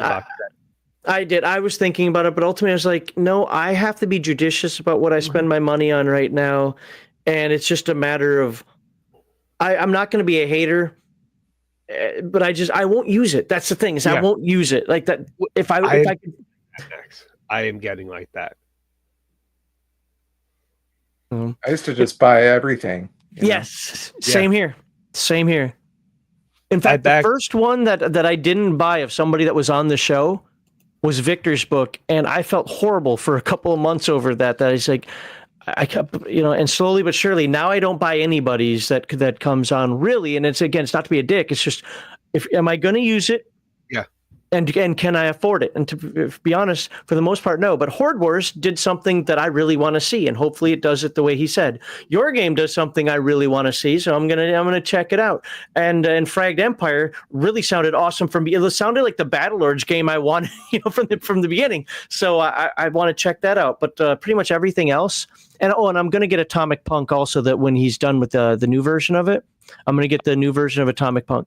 The PDF is out. Yeah, the print isn't. I do print. I don't screw your PDFs. For the viewers out there.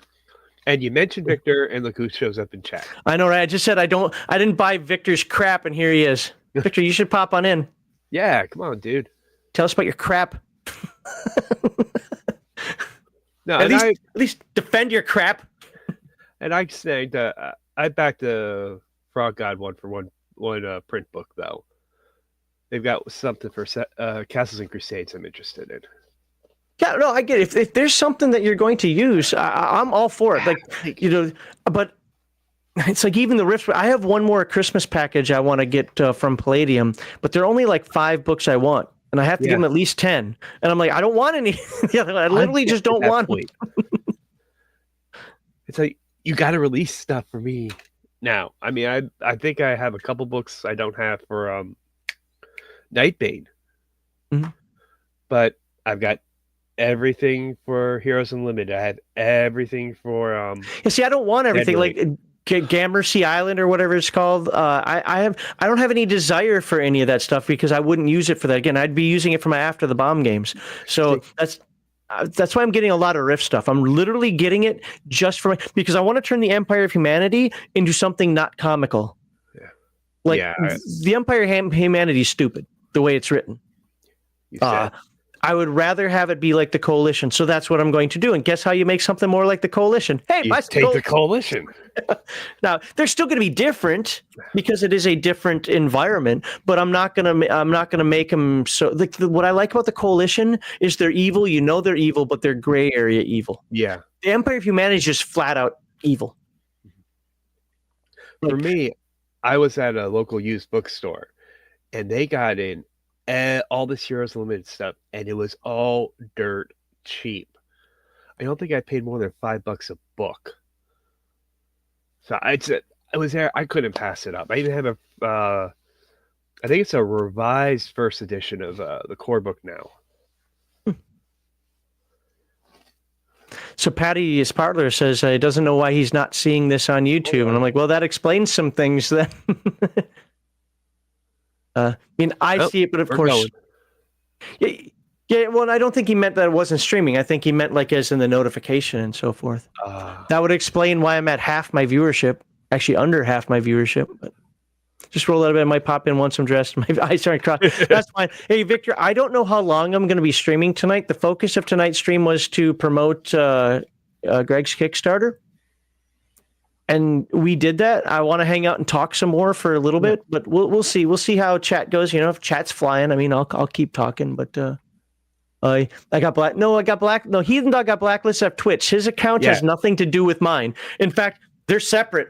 Literally, so on the Legion of Myth Twitch side, he utilizes the primary Legion of Myth account. I use the backup, which used to be called Legion of Myth 2. I just changed the name a couple years ago to RPG Digest. So it's where I used to stream a lot of the After Dark games and so forth over there. So it's just kind of my account, and I let him have the main account over there because I don't care about Twitch at all. But YouTube probably changed an algorithm or something again. I don't know. Do you think it's because the original stream was canceled? But I didn't cancel the original stream. Oh, okay. I let you guys know it was canceled just for the purposes of saying, hey, okay. I could have fought to, I could have reached out to folks and been like, hey, this would be a great topic for you. And I could have had a panel, but I was this close to saying, you know what? Burnout's kind of setting in right now. I'm looking towards the end of the year. Heathen Dog and I had a little online conversation where we're going to power through absolute power. So there's going to be a couple of long streams, tomorrow being one of them, in order for us to have a couple of weeks off at the end of the year and still allow time for Kevin and Sean, if they want to come back in December, to pop in, and we'll still have a couple weeks off at the end of the year. So December is going to be a very low month for us as we retool back up and get excited for 2025. That's the goal, because I'll be honest with you, there is a bit of burnout setting in right now. So See it. I'm kind of burnt out working on this game as well. I want to go back to the fantasy stuff. That's where my real heart lies. I'm going AD&D 2nd edition, the best. I love that more and more people are starting to step up and promote AD&D 2e. I want to be very clear. I'm not anti-1e. The only thing I'm anti-1e about is when people get puritanical about Gygax. I am not the expert in this. So what I'm about to say is only based on the information I have.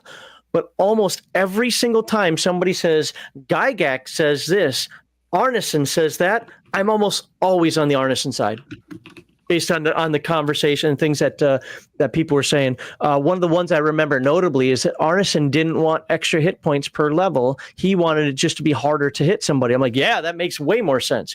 Stuff like that.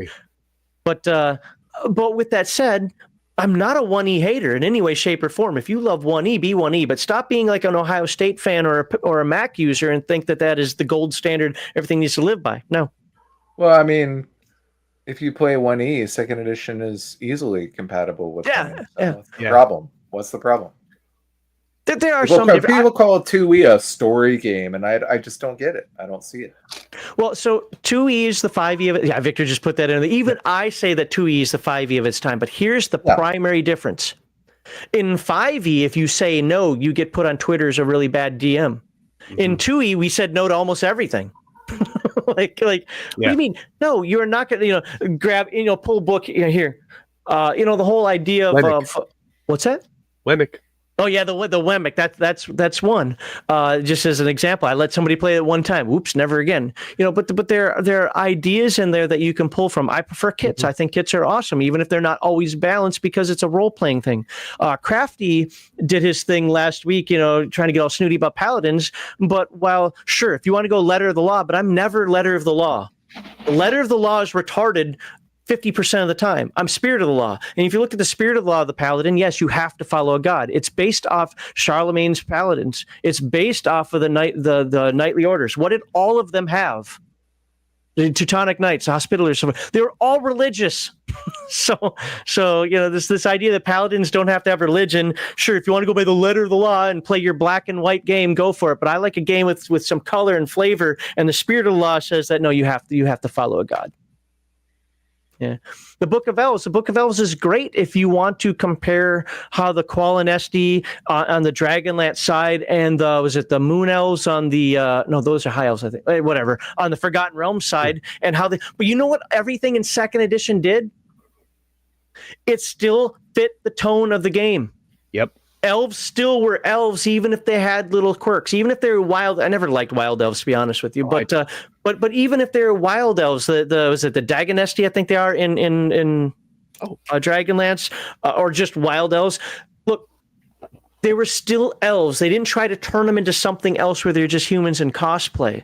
So why couldn't any race be a paladin other than humans? 2nd edition explained that so wonderfully in a lore aspect, other than just saying, well, the rules of the game say no, move on. They absolutely built lore around it that made sense.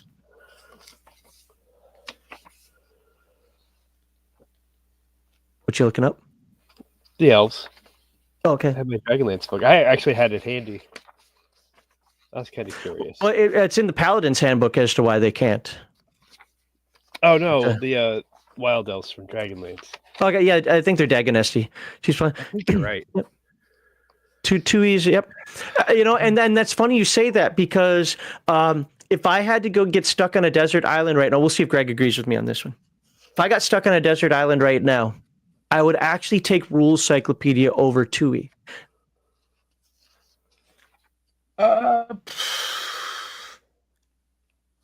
Shit, I don't know. To be honest, I'm going to be 100% honest. I actually don't own the Rules Cyclopedia, nor have I ever read. Oh, fair.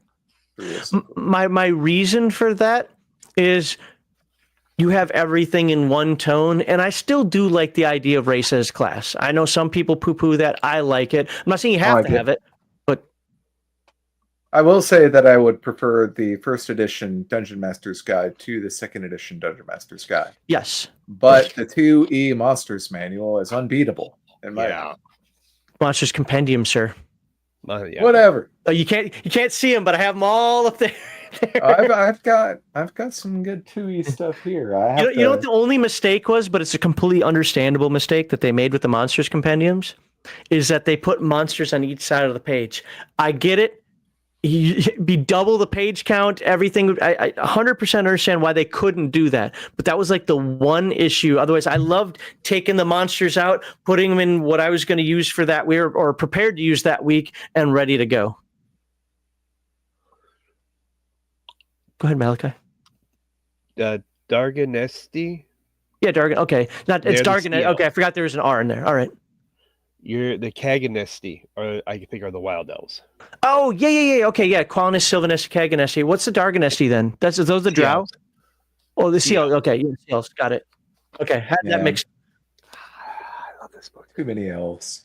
Too many elves. Yeah, right? You know why I bought Taladus when I first did? Because it still said, not Taladus. You just showed Talislanta. Oh, yeah. Still no elves. Their elves are just a different name. That's what I keep hearing. Still no elves. There he is. Hey, Victor. Hey. Did you wash your butt? Nah, sort of. All right. Well, welcome. He used a bidet. That's how they do it in Europe. No, Fair. I wish. I'm not that fancy. I just have a hole in the floor like everyone else in Europe. No, that's Japan. Well, that's also France, and I always hated that. Really? Yeah. Thank God I didn't Yeah. I see don't know that. if they do it still, but back when in the 90s, when I would go to on vacation with my parents to France all the time, they had like the holes in the floor, and I hated that stuff, dude. It's We just have supposed like to be. the normal toilet bowls. It's supposed to be more sanitary, but I don't believe it because I've seen those No, floors. It never was. No, it was just always piss and poo everywhere. Victor looks like the sleeping guy meme right now. Yeah, I am pretty sleepy. So I know I a lot of agree. people like Redbox or BX, but Beckme is actually my favorite version. Again, I hate the internet sometimes because if you say you like something, that obviously means you hate everything else. That's not the case. Preference. The reason my preference is for Beckme, though, is because I think it has the best, and I want to thank GM Bloodworth for this, for pointing this out, because I didn't even notice it. It has the best intro. You can literally have never played any game ever, and by the time you're done with the player's book and a little bit of the game Dungeon Master Guide, you're ready to run a game. Like you are. It explains everything to you. Play test it for you. Sure, it's a choose your own adventure thing, but boom, it's right there, and I love that. Immortals, as long as you remind people that Immortals is a different game, that's how it was explained to me. It's like, hold on, you're now immortal. You're not going to be playing by earthly rules. You're not going to be playing by the same standard. I'm not saying I love it, but I'm saying if you put it in that context, it's not. I don't think it's that bad. But I don't like the idea of playing Immortals anyway. At some point, it's like, you know what, my character died, my character retired. Let's move on. Yeah, I usually go BE, a little bit of C, a little bit of M. I don't know for basic. I know for second edition, between 12th and 14th level. 14th level is really that's when becoming a dungeon master for me becomes more work. And I know that there are a couple of YouTubers out there, well, it's just because you suck. No, it's because I provide a certain type of game for my players. Yeah. In order for me to continue to do that, I have to take account of every single piece of equipment they have, right? But so do they. And it turns into a matter where this should be a challenging fight for them if they choose to fight it. But all of a sudden, I'm wiping the floor with them. Like, what the hell? Like, guys, don't you remember you have like 7 different magic items here you can be using that's perfect for this, or whatever. And then there's the flip side. Maybe I forgot one thing that some guy's been holding on to. And while it's great to go, congratulations, you won. When you put something together that takes, a couple hours for you to really just sit down and put together and visualize it out. And yes, I will actually solo game, certain aspects of it.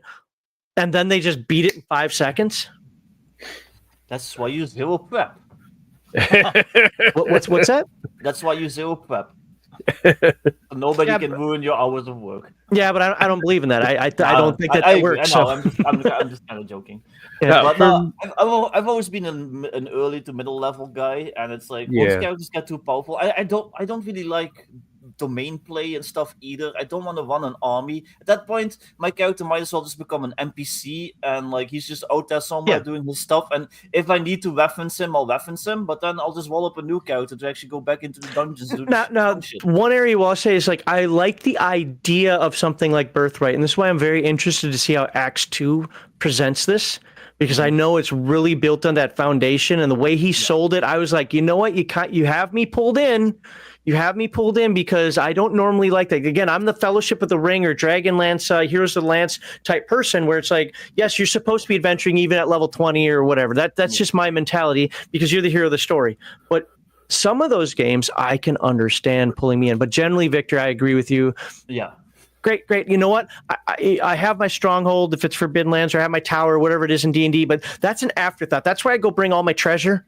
That's where I bring, maybe studies, learn some new spells or something. But ultimately, I'm out there taking on the challenges of the world or the universe or something. Yeah, Max wants to be Scrooge McDuck with his tower of gold is swimming. Well, no, because when I'm running a game, I keep you poor anyway. That's why gold for XP is not a good thing for me, because like, wow, look at that. You did all that and you're in 7 gold. But I have this module. It says we should earn 7,000. I know. No, but for domain play, I think Companion has some good stuff in it. And I like the weapon mastery from, I think that's in the master box set. It's in Rule Cyclopedia 2. Yeah. I'll be honest, I haven't done it for basic D&D, so I don't know, and I'm not going to judge it. But every time I've seen its use, like in 3rd edition. Yeah. Well, see, weapon mastery, it gives some really neat stuff to some weapons that you might not really consider using. Like the trident, you can skewer enemies with it. It's like if that's what it does, if it gives you like a little bit special ability, not so much modifiers, but special attacks, I'm in. Attacks. That's cool. Okay. Yeah. That's cool. Even like a sword, you can get the ability to throw it once you get high enough. You're not going to be great at it, but you can try. Mm-hmm. Yeah, that's one of the things that I hated about tight groups and broad groups from the Fighter's Handbook is like, guys, you're using a weapon you're not proficient with. It's only -2. 10%. And if you consider all your modifiers, it's actually not even 10% at your level. Why is this necessary? It's not necessary. Yes, you have these weapons. You got 5 weapon proficiencies at mid-level, maybe 6. One of them is a specialized, weapons. You're already getting a 2-hit bonus and a damage bonus. Why do you all of a sudden have to have these broad groups and tight groups? It's dumb. You're only suffering a -2. I get it. If it's like the wizard where you're suffering a -5, yeah, but it's only -2. Who cares? But yeah, anyway. Yeah, I agree. Well, Walter, for me, when I say poor, I want to be very clear about this because I get a lot of flack for it. I don't mean like as in they have no money. I mean as in they have to make choices. I know that Victor wants to get a new spell. I know that Malachi wants to get some new armor. I know that Greg wants to get a magic sword. They're only going to be able to afford one of them and maybe a couple of potions. And by the way, potions in my world are things you have to go to Alchemist for, and you usually have to get the components for them because I don't have magic shops because that's silly. Yeah, you're not going to be able to find a magic sword in my game. Yeah, I'm the same way. At a store, anyway. Yeah, I am definitely more of the most you can get are going to be potions made by somebody. Well, look, I mean, you can get a magic sword either by adventuring for it, or if you can pay somebody to use that permanence. What does permanence do? Isn't it a permanent constitution loss, or is that the ages you a year? I forget. I think it's a permanent constitution loss in 2nd edition. I have my book right here. Oh yeah, I was about to go look for the PDF. Either way, if you find it first, that's cool. It's a 6th level spell, if I remember correctly. It's gonna be hard for me. My stuff is sorted out right now. Oh, it's not a 6th level spell. It must be a 7th level spell. Yeah, I'm the same. Like no buying swords. You have to, if you want a sword, you have to find it. There's no magic It- shop. There might be like some strange bazaar of the there it is. bazaar somewhere, but it's probably filled with cursed items. Okay, so is it age a year or is it the Constitution? The only aging spell I know is haste. Well, wish. Okay, I don't know where the hell permanence is anymore. Permanency. Yeah. What It's level an spell eighth is level it? spell. Oh, Jesus, that high? I didn't think it was that high. Yeah. Lowers the wizard's constitution by 1 point. Dynamic. Yeah, so it's not like you're going to be getting a ton of permanent spells. But one of the things I love to do in terms of magic items, if I know you're going to be fighting something that requires magic to hit, I use magic items with charges. Yeah, it's like, Baldur's Gate strategy right there. Is it? Wand of Fireball. Well, yeah. Well, I mean, but wands normally have that. So I'm talking like a weapon that if you want the +1 bonus, you spend a charge for it. Oh yeah. But they're oh, hey, look at that. We're now at 8,208. Thank you for everybody who is backing Greg's Kickstarter. I'll put it up again on the screen a little bit, but thank you very much. Success. There you go. Can we get him to 9,000? And not with this viewership. Right here, 8,500. 8,500. That'd be pushing it, but you know what? We can make that our goal. 8,500. You can do that. Let me put the link of this. Somebody's got screaming going on in the background. Who's getting beat up? Cat and heat. Jesus Christ! Get that thing's balls chopped off, dude, or scooped out. Something. I already backed it. Tuesday. I think I was just It's backing coming it for Tuesday, one. if I remember. Okay. That's when the appointment is. Yeah, I had a cat when I was growing up, and she was in heat, and it took a while for us to get the appointment for whatever reason. Oh my God, she was doing the same thing. It's like, I gotta sleep. Shut up. Oh, I know. And what's irritating though is this is the one that we took in that was wild. She's not too bad of a cat. My that you see on stream, the mixed colored one, she does not get along with the wild one. But yeah, her ear is not like she got fixed. Huh. But it turns out she wasn't fixed. My cat's ears are tattooed.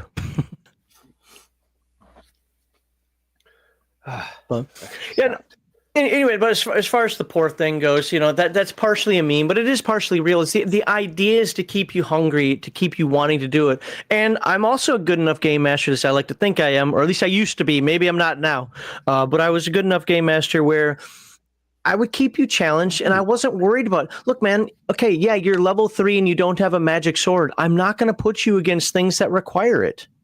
You know, I don't need you fighting vampires at level, you know, being so super powered that you're fighting vampires at level 3 because it'll kill you in an instant.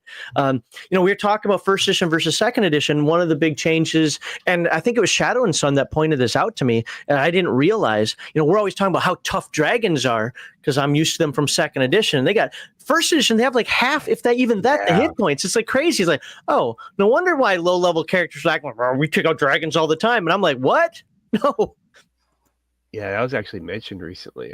I was listening to something mentioned how beefy dragons got in 2E. I think they should be beefy. I don't like low level characters should be doing low level things. Mid level characters should be doing mid level things, and high level characters should be doing high level things. Plus, unless you're St. George, why are you trying to kill dragons anyway? Victor, because they're evil. Because you're okay. Well, there you go. I have an RPG and nothing to do with it. I have an RPG, nothing to do. Okay. A second here. No, I agree, but I'm also not gonna like entirely hold the player's hands. If there's like if you know if there's like an obvious vampire castle in the distance, like Castlevania with like bats flying around it, and you're level 2, and you decide to head over there, yeah, that's on you. Like 100% agree. I gave you plenty warning. Yep, 100. No, I actually agree with that. Yeah. You know, I'm probably a little more story gamey than you guys. You know, like I don't mind the hex crawl thing, but because I do my timelines and I'm more with regard to what's going on in the world. So that thing, that vampire castle, if it was that close to the players at low level, high probability in my game, that's more of a red herring than anything else. It's to make you fear it while I have other machinations going on in the background. And so you have to decide, what do you want to do? You know, it's like, we want to go to the vampire castle. Okay. I don't know if that's smart, but let's do it. You know? Yeah. And then you go there and just find out it's empty. No, sir, Max. No, sir, you are not more story gamer than me. Oh, you're probably right. If half of the people here saw how I played, I would be expelled from the universe. Like, I would people be get bear exiled. crap all the time about that. You know, Bear's more story gamer than me, and not by much, but a little bit. But I don't have a problem with story gaming as long as I still have, like, you know, most people say, the illusion of the freedom. Like, if I want to do something with my character, can't do that. Well, then I start to go, wait, what? I mean, as long as it's not against the verisimilitude of the setting. Setting comes first, and it's within the construct of my character. You start telling me, no, I can't do that. Well, no, the path is this. You got to do this. You got to fight the drow. Then you have to go meet the Durga. Wait a minute, why? What if I don't want to fight the drow? You know, what if I just want to build a castle and hole up? You know, and I want to go over to where the orcs are and take their crap because they're a lot easier. You know, things like that. You know, that's when I get a little like, Yeah, as a game master, you need to be flexible. Yeah, flexible. That's it with your players. Well, I do what Tracy Hickman suggested in his game mastering book, which is the closed matrix. XDM, yeah. Yep. So he had several different kinds of play that he elucidated in that book. But closed matrix is, you know, there's an end goal, but there are multiple paths to choose from to get to the goal. And one of the paths could be just setting up a castle and hanging out there for a while. But there is something in sight for you as a character to do in the world. I really like half of XDM and the other half of XDM, like, so that's one of them. I would say I probably handle about 75%, because, like I said, and this is my term, I don't know if it's actually accurate, but I use timelines. So some things are going to happen and they take, you know, this long. If the players intervene or the characters intervene, they either stretch out that timeline to infinite, basically stopping it, or they express it to zero, which means whatever the end result happens. It could be something as simple as a kitten falling out of a tree, or it could be an empire taking over the world. And it's up to them to figure out what they want to do. I leave them enough hooks to go in the directions that the world is leaning. But if they're like, you know, we don't want to stop this evil empire because we really couldn't give a crap less about the evil empire, and we'll deal with that at that time. We're going to go do something else. As long as it's something that's in the world, I'm like, okay, you know, then all of a sudden there's finding that they can't get items that they want because the evil empire is hoarding resources, and maybe you should have gone after them first. You know, they're more, you know, mercenaries, you know, attacking bandits on the roads, and instead of being the first level type that are just, you know, down on their luck, these are like the 10th level types that, you know, had their armies massacred, you know, things like that. You know, it's like, oh, well, crap. Yeah, well, you know, you chose that route instead of that route. But to be fair, if you'd chosen the other route, then something else would happen. You know, the world is just moving is the way I look at it. And I used to do that fairly well. I'm very down on my DM abilities right now because my last game bombed. It sucks. Life killed my last group that I ran for. I haven't played in ages because, my group fell apart, and then, I don't know. One guy knew job and the other moved. Sorry, what was that? One guy knew a job and the other moved. I'm really disaster. I'm sorry, I missed that. I said life can be disastrous. Yeah, also getting older. You know, people have to deal with the kids. I didn't think that this would happen because, you know, Bear said at one time on one of the streams, he's like, or actually, was it Bear? I don't know. It was talking about, like, why are you a game master? Because other people's games suck. Well, I don't think that other people's games suck, but I'll sit in somebody's game and be like, man, I'd do this differently. I'd do that. And I'd find it so inspiring that I was the forever DM for the longest time. And I kind of thought that's the way things were going to go. And to be fair, I kind of didn't like being a player for the longest time. But now I'm so happy I'm a player. I don't think I ever want to DM again. Yeah. I've never been like, oh, this other person's like game sucks, like out of a like I didn't like the story or whatever, but it was always like they didn't run the mechanics right. Like, it's like I get invited to a 5e game and Yep. it's just like the homebrew nonsense that's not at all like 5e, and it's like in my head I'm like, I wanted to play 5e. Nobody's actually giving me 5e, so guess what? I'll just have to run it myself, I guess. And then, that's how I started DM. So somebody was challenging me recently about second edition because I talk about, read the, I'm in full agreement. Read the rules first, play the game by the rules first, and then make changes once you know. And we're going to find out for sure next year when Heathen Dog covers AD&D second edition. One of our goals is to find out how many rules we either were getting wrong or we've house ruled for so long that we thought that they were like real rules. Yeah. But here's my stance. I think that for second edition, you're going to find that I'm actually closer to the rules in second edition than most of the games I run, including something like Earth Dawn, because I don't remember a lot of house rules I use in 2E.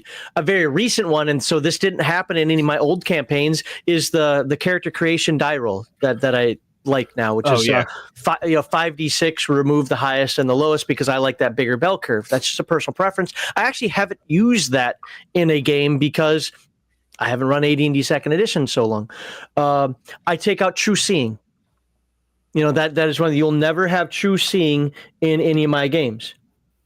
I can't think of much else that I house rule off the top of my head. I give spells by the rules. Okay, here's a question for you guys. I probably should save this until next year. So Greg, you like second edition, right? There you go. Okay. Clerics. What spells do clerics start with in second edition AD&D? I don't know off the top of my head. Because I remember for us, the way we did it, I know half of what I'm going to say is wrong. 100% no, half of what I'm going to say is wrong. This is how I got into the game. I continue to do it this way from the game, maybe because of story gaming like novels. Half of what I'm going to say, I don't know if it's wrong. So the wrong part, we didn't make you memorize your spells as a cleric. You just casted them, you prayed for them when you needed them. Yeah. So, yes, we knew that was OP, but again, it just kind of matched some of the novels we read. On the flip side, this is the part I'm not sure. Do they get this entire book and they just, hey, you've got all first level spells, you've got all second level spells, just memorize or pray for whichever ones you want in the morning? I don't know, because other games I play actually give you a limit. I think it depends on the spheres granted by your deity. No, so I know about major and minor, first through third level spells for minor, and then all the way up through seventh level spells for major. No, I'm specifically talking about, is there a list or is it the whole book? Now I could open this up and find out right now, but that's one of the things that we're going to find out next year. I think it is all of them. That's what I think too. Yeah, every first level cleric spell should be available. But I've never played second edition, so in my head it's like clerics don't even get spells at first level. They do. It's not like basic. But on second edition, but there's other old school D&D like I can't remember. Yeah, basic you don't get spells. And 0. I lump them in, but yeah.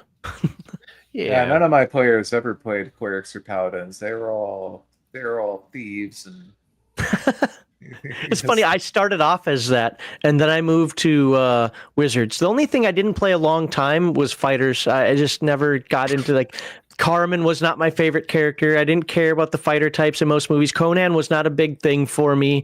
It's just, so when I look at the fighter types, I'm like, but I can play one if I have to. I did in a couple of games, but I went from thieves for many years to wizards / necromancers for many years, and now I usually am the cleric.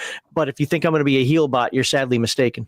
Yeah, I'm the opposite. I usually avoid magic classes because I don't know.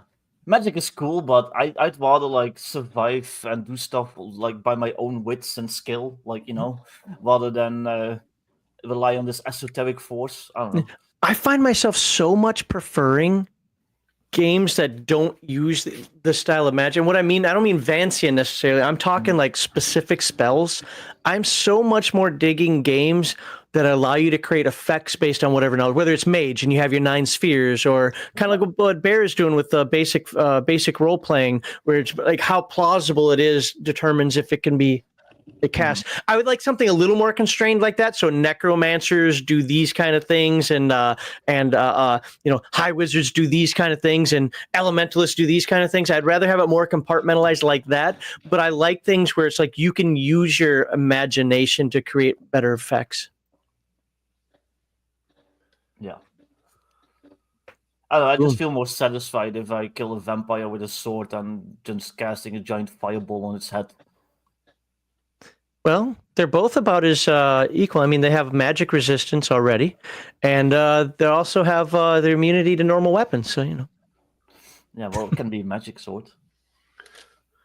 Well, that's what I'm saying. They're both. I mean, Yeah. with magic resistance and with immunity to normal weapons. I mean, it's kind of 6 one, half a dozen the other, right? And they're going to have more than the hit points that you're casting that fireball with usually. Anyway, Yeah. I'm a firm believer. If your party doesn't really plan, it cannot kill a vampire. Cannot, because it has too many escape routes. Yeah. Mhm. If you're just a bad game master, it's like, oh, just gonna let it fight to the death. Well, first of all, it's already dead. But secondly, no. Right to the undeath. Yeah, to final death. But I don't understand that when people are like, yeah, we ran across a vampire and we killed it. Like, what? Yeah, maybe a vampire spawn or something, but not Yeah. not like a full-on master vampire. That should like whip you No. in half if you Right. Yeah, And Master Vampire from Rifts or Palladium. yeah. Well, those are like alien intelligences or something, not even truly undead. But just take a vampire out of Ravenloft, where some of the stuff it's supposed to be weak to, it's like, shut up, get that crap out of here. Yeah. But they have to age a long time for that. Oh, you ran across the vampire. Was it a Jiangxi Chinese vampire? Jumping vampire. The hopping vampire. Yeah, the bunny hopper. That just sounds creepy. Oh, those are cool. It is creepy, but also silly, Yeah. like most Asian mythology. Yeah, I but most blame Asian mythology, when you like that's silly, and then you realize how it kills you, you're like, it's not so silly. Yeah. I blame the movie Robo Vampire for liking the hopping vampires. Greg, Robo vampires, are they in the game? What if I said yes? Okay, there you go. All right. Just curious. Yeah, people are like, oh, can you go into space in the game? Why can't you go into space? And like they're making all these like demands and requests, and I'm like, maybe in the future, bro. I don't know. Like I can't put everything in the game. Yeah, Well, you gotta keep something for the supplements. Yeah. Well, let's think about this Like for Voltron. a second. Like Voltron. See, that's what I was going to say. It's like, since your game doesn't have Voltron, why would you go into space anyway? So it's on Earth. Let's save Earth first before we go into space. How about that one? Yeah. Space And Battleship Yamato, the best.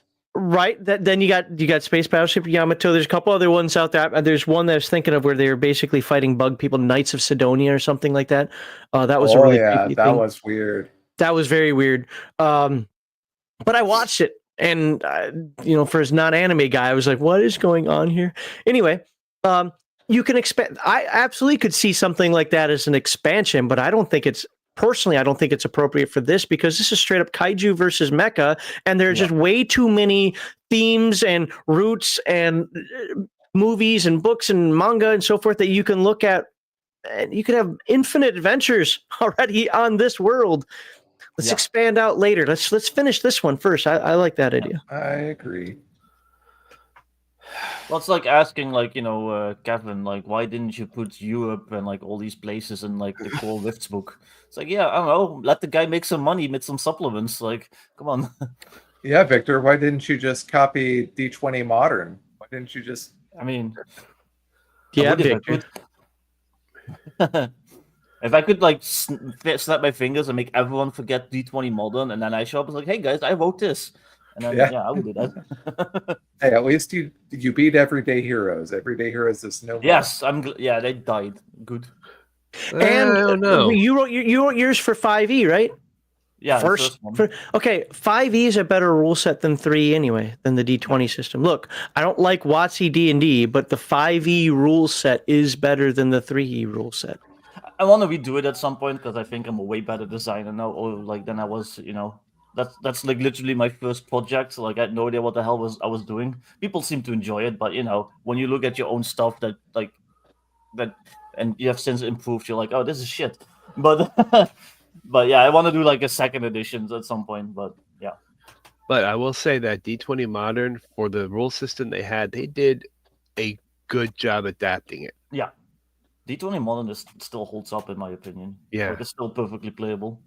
Yeah, where you had the classes based on the attributes rather than going, you know, straight to your profession, so to speak. Yeah, I like the fast hero, strong hero, and then like Yeah. later on you get to be soldier and martial artist and stuff like that. Yep. And it was one game that really opened it up for the third party for people to make stuff for it. The way they set it up. Yeah. Well, Everyday Heroes was supposed to be like the D20 Modern, like official D20 Modern for 5e. Like it had like some of the original creators, but I don't know, they made some weird decisions. It was like a little bit woke. Like I didn't like the art style. And then the whole Rando one. I read an interview with the author. Oh my god. Yeah, and the covers were like this is ugly, the art.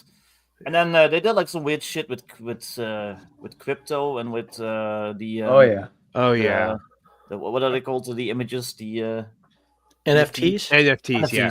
NFTs. God, I haven't heard that in a long time. Does anybody do NFTs anymore? No. The NFTs are pretty much dead. But they did some weird stuff with that, and they basically like went bankrupt.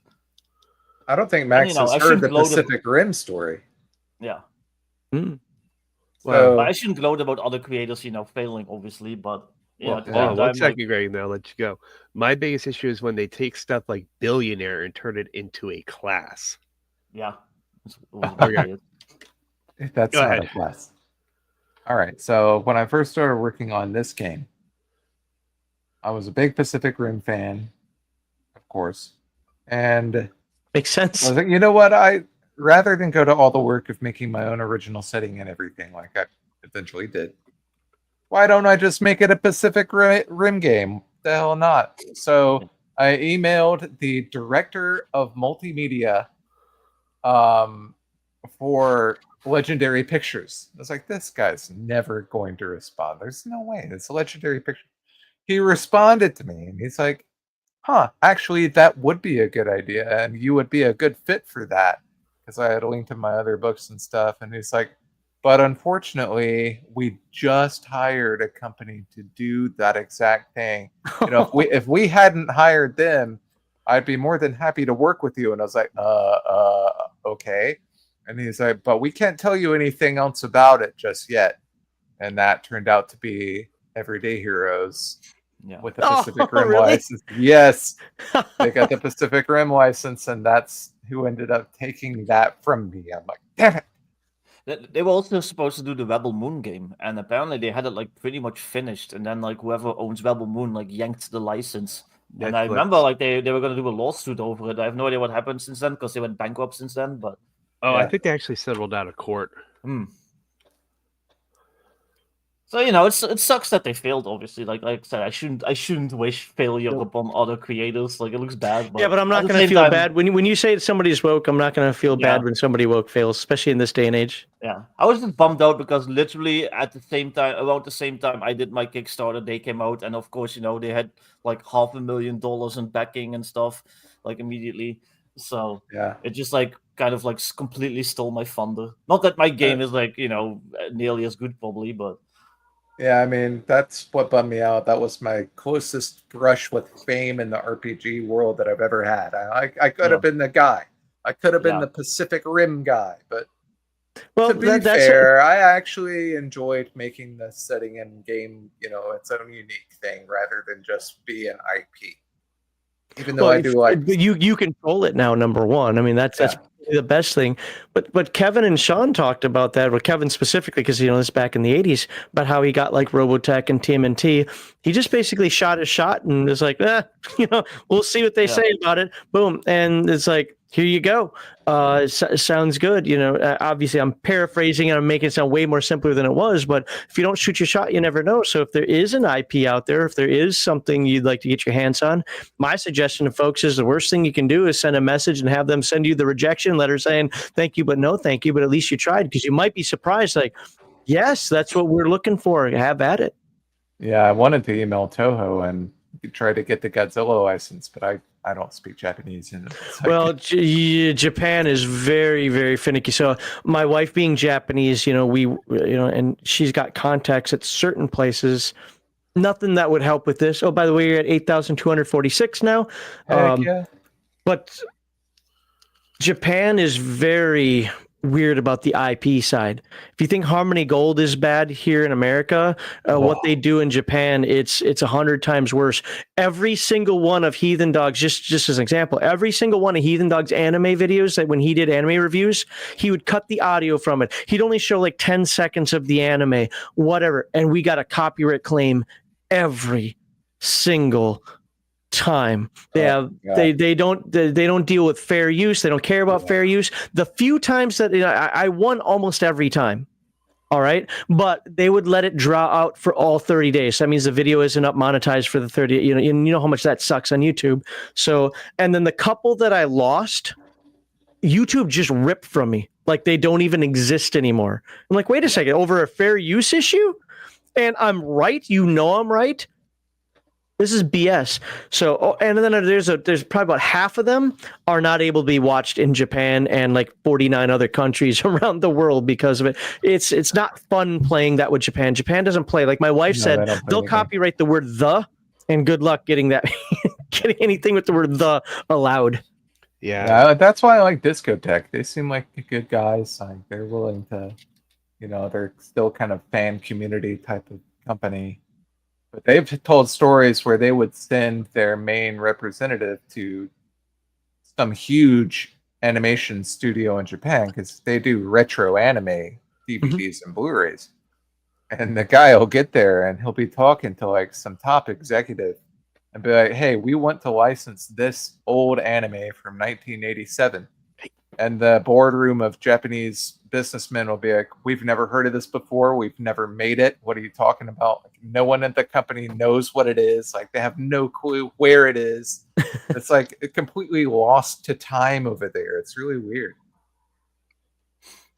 Mark Hockman says, I've had copyright claims of my stuff. They have no explanation about what is copy claimed and by whom. That's funny because they have to tell you. Every single one of mine tells me who did it. And so there's one. So the Leadsmith Weekly live stream used to use the Ninja Gaiden opening. This guy did a hard rock retro. Actually, do I have it on this channel? I think I accidentally put it on this channel. Nope, it isn't on this one. But hold on. I'm going to find it because I'm going to play it for just a second because I want to get copyright claimed. Is it here? Sorry, that's going to be the layout for the... for that. Where the hell is it? Nope, it's not there. Oh, here it is right here. Okay, it's on RPG Digest. That's stupid. Anyway, I'm going to play this for just a second. It'll start soon. There we go.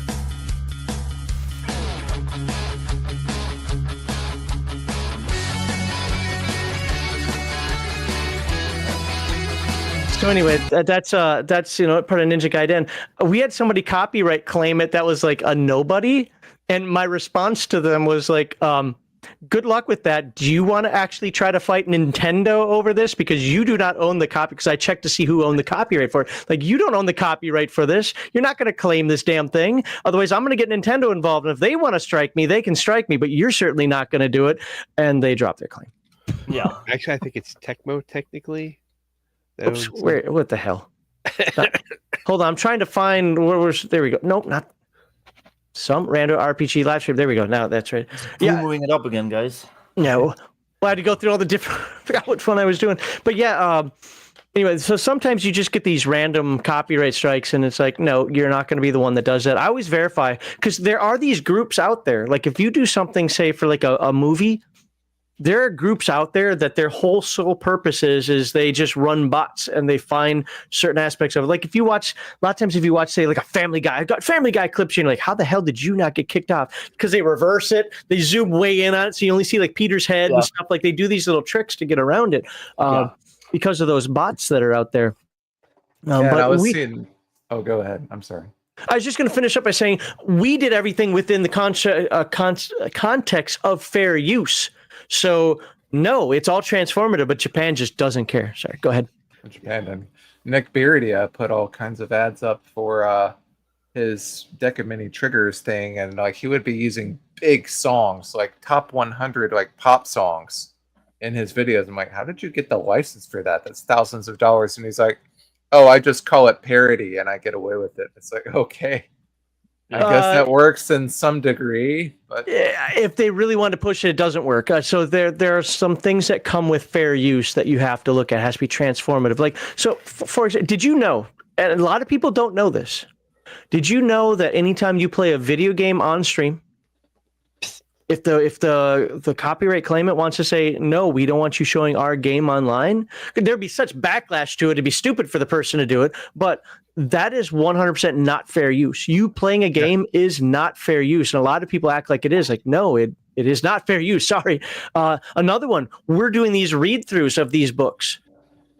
We're literally, if you read the beginning of it, no part of this book may be retransmitted in any form, blah, blah, blah. You know, we're breaking every copyright rule. The thing is they know that this is generally advertisement for them. Yeah. But if somebody wanted to go through and copyright claim, again, it has to be a legitimate source, all of our read-throughs, overviews they couldn't do, but all of our read-throughs, they could theoretically claim probably 90% of them because we're just directly reading the book. Luckily, a lot of them were also explaining for purposes of education, which is part of fair use. But you're only allowed to use so much. You know, there are a lot of little nuances in there. But what you were saying, Greg, by the way, why am I not seeing your names on the screen now? I don't know. You did something. I broke everything. But whatever. I'll get to it in a second. I don't know how calling it parody, unless you're doing something with it.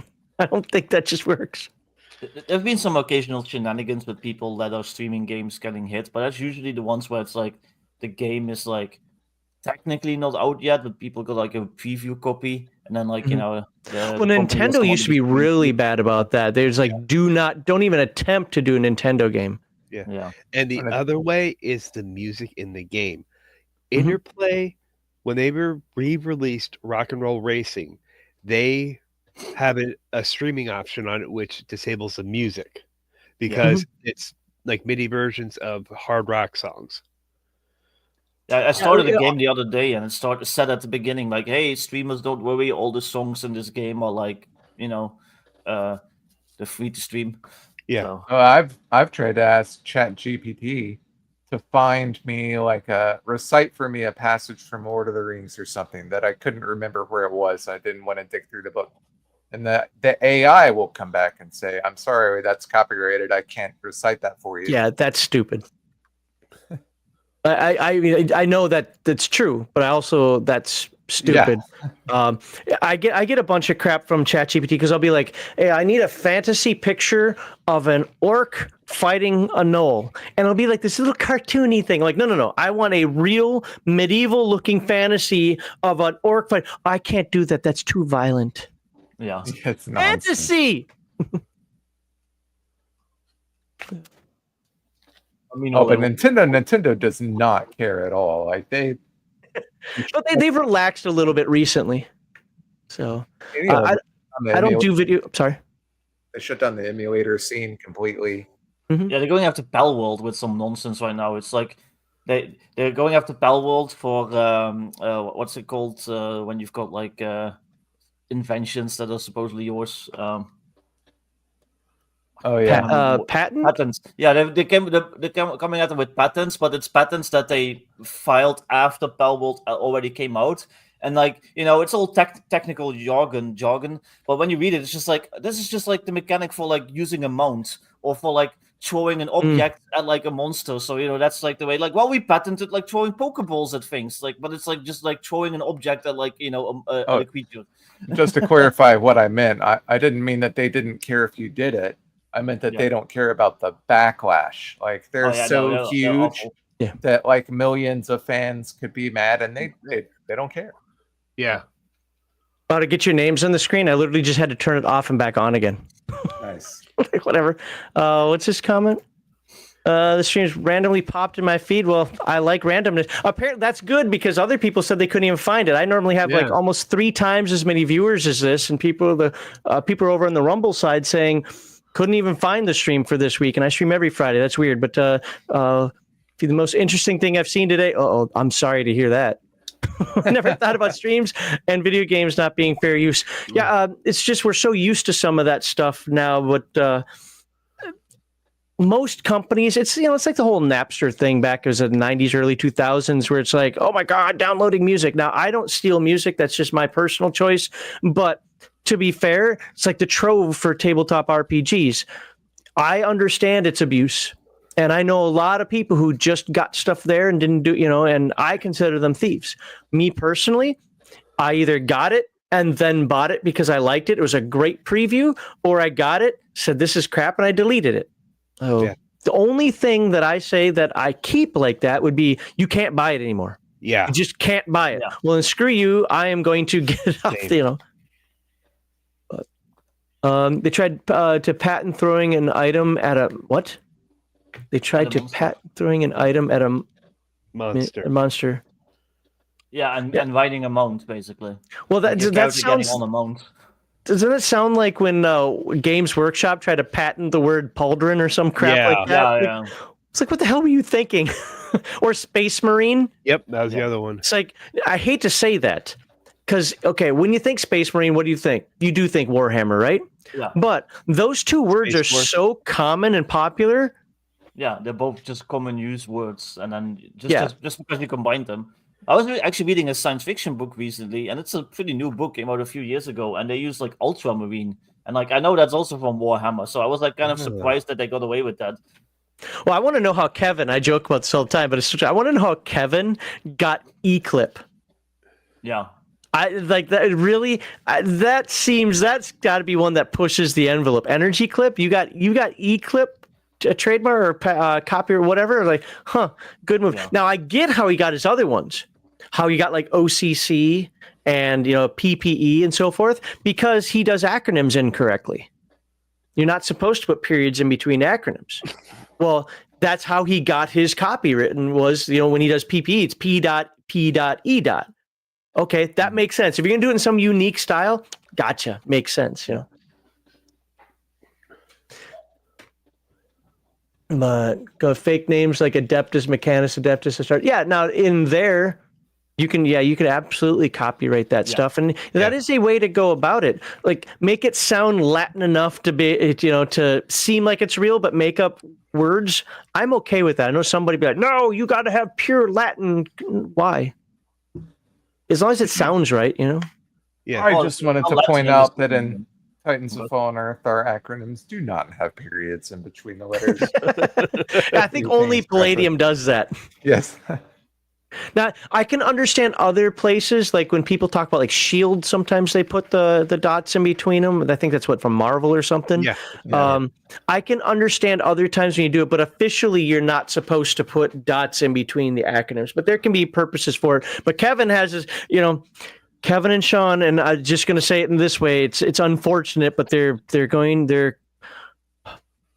excessively using a trend that I hate in all modern books now. And when I say excessive, I'll leave it at that. It is excessive in one aspect, going forward here. But at least in Kevin and Sean, they're not trying to be activists necessarily. Their exact words were, will we march to a beat of our own drum? And, for somebody like me who's a prescriptionist when it comes to language, I'm not a descriptionist. That drives me fucking crazy. But, Yeah. I think the deal with Marvel and S.H.I.E.L.D. and the dots, I think it's because traditionally, isn't comic book text in all caps? Is what now? Comic book text, like the speech bubbles. Isn't that all in text? All in capitals? Usually, yeah. Yeah, so that's how you can tell between S.H.I.E.L.D. organization or S.H.I.E.L.D. Captain America's S.H.I.E.L.D. Well, they put the dots there. Okay, yeah. And look, you're allowed to take little stylistic choices. I get that, Like not truly justifying your 2-column text. Who's it? I had to apologize. It's a game book, not a newspaper, Max.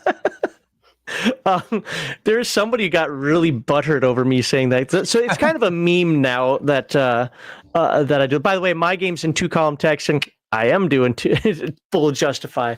But no, it just comes to that's how I QC'd stuff back when I was. Apparently, I'm not allowed to call myself an editor because I'm not licensed or whatever. But when I was an editor, when I did editing work, quality management for that stuff, I absolutely was like, nope, we're not doing that for our technical manuals. But a lot of people I don't even know if there is a rule on that. Like if there's like an actual style guide rule, I don't think there is. I think it's just personal preference. Something to do with editorials and newspapers, maybe. I don't know. That's what I was saying. Yeah, but I don't use AP style though, because AP style is woke as hell. Yeah, I don't use that either. And So you I know have what? no clue. That makes a great point. So one of my issues with AP style guide, when people are like, well, I use AP style guide for my writing. If it's not to do with headlines, captions, or column, newspaper form, AP style guide shouldn't have a thing to say about anything. like how sentence structure should be or what pronoun to use. That should have nothing to do with AP style. AP style should be a subset of Chicago or MLA or whatever. Like you're the only reason people even have you and use you is to caption photos, create newspaper text, and make headlines. That's it. You have no other purpose for existence, sir. Pretty much. And yeah, I used the Here we Chicago are. typewriter manual of style. Use the what? The Chicago typewriter manual of style. Hey, there you go. Yeah. No, it's funny because when I talk to people at Chicago Manufacturing, like, oh, you mean that thing that they used in the 50s? Nobody uses that anymore, right? I'm like, yeah. And that actually came to prominence in the 90s because academia is like, we want people to be more creative in their writing. Because I don't know how old you are, Greg, but if you're old as I am, I'm 51. We were taught that there was such a thing as informal and formal.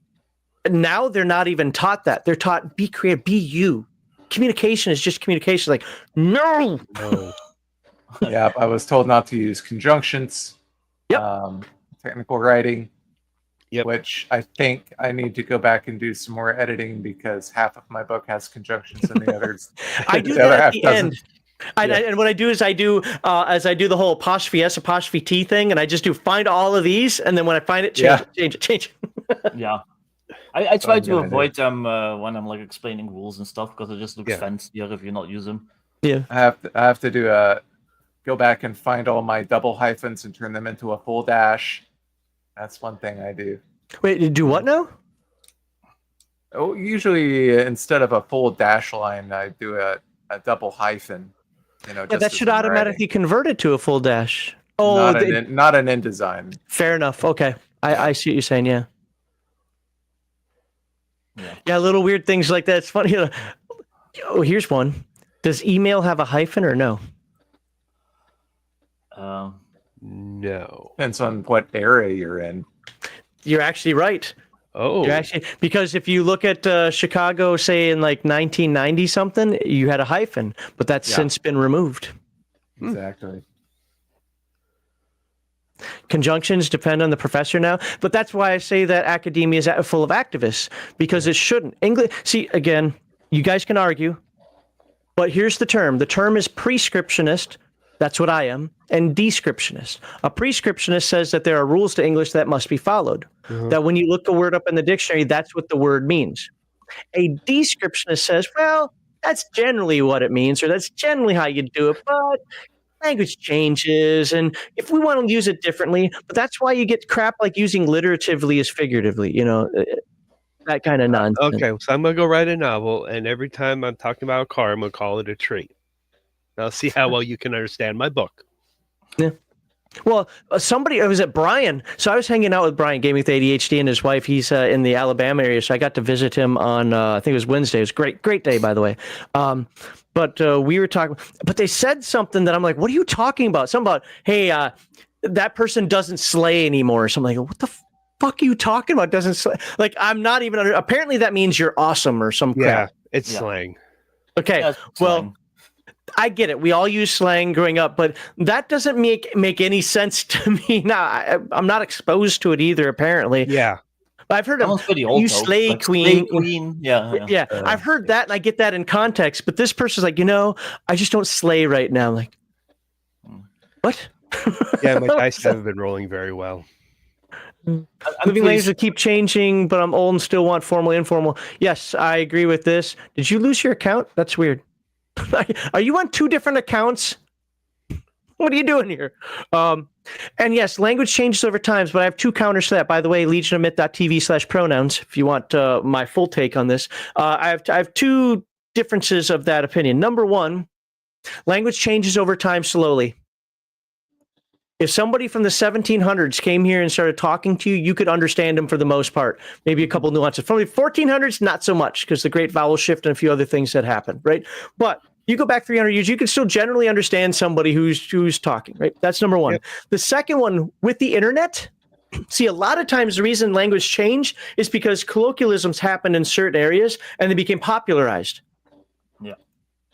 We have the internet. You can literally say, these are the rules of English, conform. And barring new words that have to be put in because computer technology changes, we find new things in astronomy or whatever, the new words have to be created. Yeah. There's no excuse to not have that conform. And I was like, no, with the internet, we all do new things, and that's literally the opposite of the way it should be. Okay. Everybody's different now, but we all have one centralized, unified source where we can go to. Yeah, so, I mean, colloquialisms are not the same thing as new words in the English language. Like, there should be no reason to put the word skibidi in the dictionary or whatever. Right? Like that's just like a slang term. That's not a new word. Well, do you remember growing up? Again, pardon me if I'm just way older than all you guys here, but the word ain't growing up was not something you were allowed to do. It was finally put in the dictionary in like the 80s, but it took decades for them to allow that word to finally be like, all right. And then at first it was only informal. Now it's considered, I think, part of just speech, but that took decades. That wasn't like something like, we're just going to add this in and change it because we want to. I remember that. I don't like when the meanings of words get changed for like nefarious purposes. Or for, well, that's why I hate they in the singular. Like, the definition of racism, like now it's like, power plus privilege. And blah, blah, yeah, but I don't think that's a true definitional change. I think that is purely an activist definitional change. But they have changed like dictionary entries, like have they? Okay. Dictionary entries to like reflect that sense because of all the activism that happened in 2020. Yeah, now they won't anymore. Yeah. As a prescriptionist, I mean, what does flammable mean? I mean, when I hear it, it means able to be caught on fire. that's what I would say it is. I could pull up the dictionary definition of it, but that's and to be fair, we do use words incorrectly sometimes. Like, my favorite one. This is when I'm talking political. So just want folks to know out there, I'm not trying to be political right now, but the word regulate. When you see regulate in the Constitution of the United States, it doesn't mean how we use it today. That is a word that has changed over time. So doesn't inflammable mean it can't be caught on fire? Because in is usually a negative. Inflammable is apparently official as a substance which is easily set on fire. Inflammable is easily set. Okay, so the reason why I would say that's opposite is because in usually is a negative. But that's like when people say irregardless. Irregardless isn't a word, but I know hundreds of people that say that. So that could just be a word we're using wrong. Here's one I use wrong all the time. I say the media is and not the media are. I just can't get that through my thick skull that media is a plural. So there are words I use wrong, but that's colloquial speech. In writing, I do it properly. But according to Merriam-Webster, both flammable and inflammable mean the same thing, so both are correct. So. And Merriam-Webster is the de facto American English standard, so but it also has changed as well. Well, I'm not not a descriptionist. I would admit to being wrong in that one, honestly. Well, you can know everything just because you say something. That's like just a gotcha. You don't know this one specific word, so you're not actually what you say you are. I think he's joking. I think he's just having fun with us. So I'm not going to be angry at him. But there's people that do that seriously. Though. Yeah. But like when you're talking like the rate, what was I saying a moment ago? But I got sidetracked.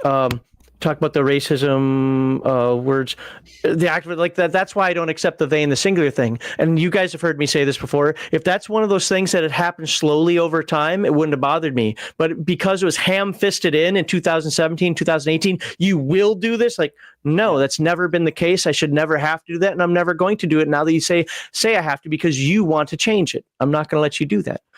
See, I find myself using it a lot still, but that's just how I got taught English in the 90s here in like Europe. And, Was it based on British English? Yeah, and that's why. That was before any activism. So now it's like I'm not gonna change like this ingrained way how I write just because some annoying like she-dems in America are just being like obnoxious online. Like, yeah, but again, Britain puts U's in their words and they use Z's when they're or S's when they're supposed to be using Z's. You know, it's fine. I mean, while it is both English, they are. I wouldn't even call them dialects. They are literally different languages to some degree, so that's not an issue. I'm specifically talking about American English when it comes down to it. And again, I have the entire blog post on that people have tried to counter many times, and the only counter that they have that's legitimate is they're like, well, shit's changed, deal with it. That's the only thing that they can say that is legit. But I'm not going to let you have it because it was done by activists. It was done effectively overnight, and I have hundreds of years of a precedent to say "f you" on that one. So, I just watched a video today about AD, BC and AD versus BCE and CE. That's another one that's well, it's actually been going on for a couple hundred years. No, it was only going on in the Jewish community for a couple hundred years, okay? It wasn't going on in normal, everyday, common American society for a couple hundred years. Academia picked up on it because they wanted separation of church and state. Well, you're still using the same time frame. You're still using the same dude's, apparent birthday. Fuck off. Yeah.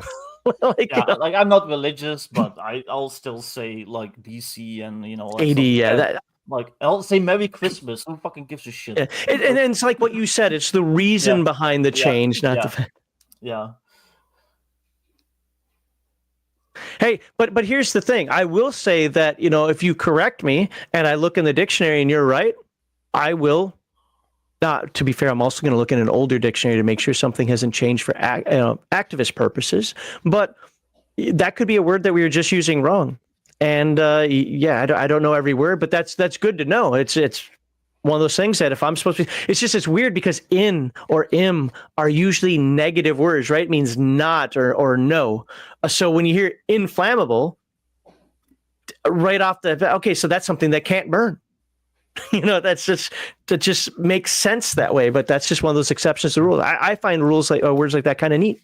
Yeah, I always thought inflammable was not flammable. I will literally correct you on this. Yeah. I did it at the gate the other day. So I work on a military base. It's like, hey, how you doing? I'm good. You're well? Okay. Like, learn adverbs. They're not that hard. It's like Condor. He can't say seriously. Nobody cares about your 1951 Make America Great Again English. 1951 or drive safe. A-Sun on our Discord. When he worked with us, he used to do that crap all the time. Drive safe. I'd be Lee. Drive safe, Lee. God, it's an adverb. If I'm just talking, if I'm just writing casually on the internet, like don't correct me. Just I'm 100%. Yeah. Well, I'm gonna have to correct you every time I see it. Yeah.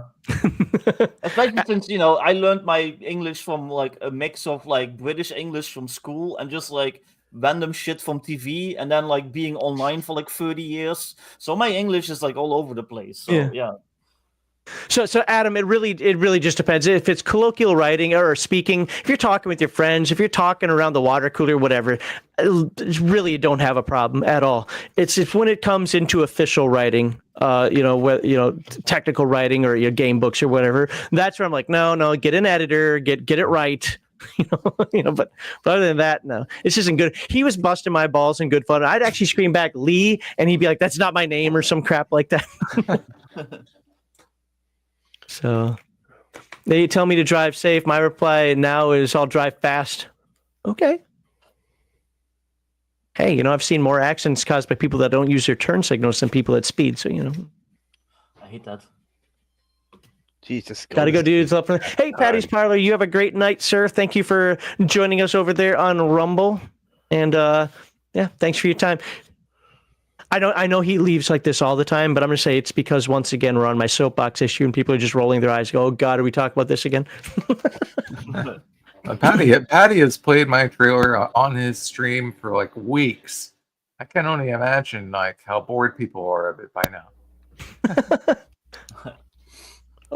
Yes, I have to stay on YouTube, Adam, because the fact that 6,000 subscribers. But yes, I also co-stream to Rumble. It's on a channel. I don't know. People told me you can't find it under Legion of Myth because I made a playlist or whatever Rumble calls it. So look for RPG Digest, and it's spelled here. I'll type it into chat because it's spelled a little funny. RPG Digest. Now, by the way, RPG Digest, a lot of people don't know this, but it actually means something. And I have to give Heathen Dog credit for coming up with the name. He spelled it the other way, but die, of course, is for dice.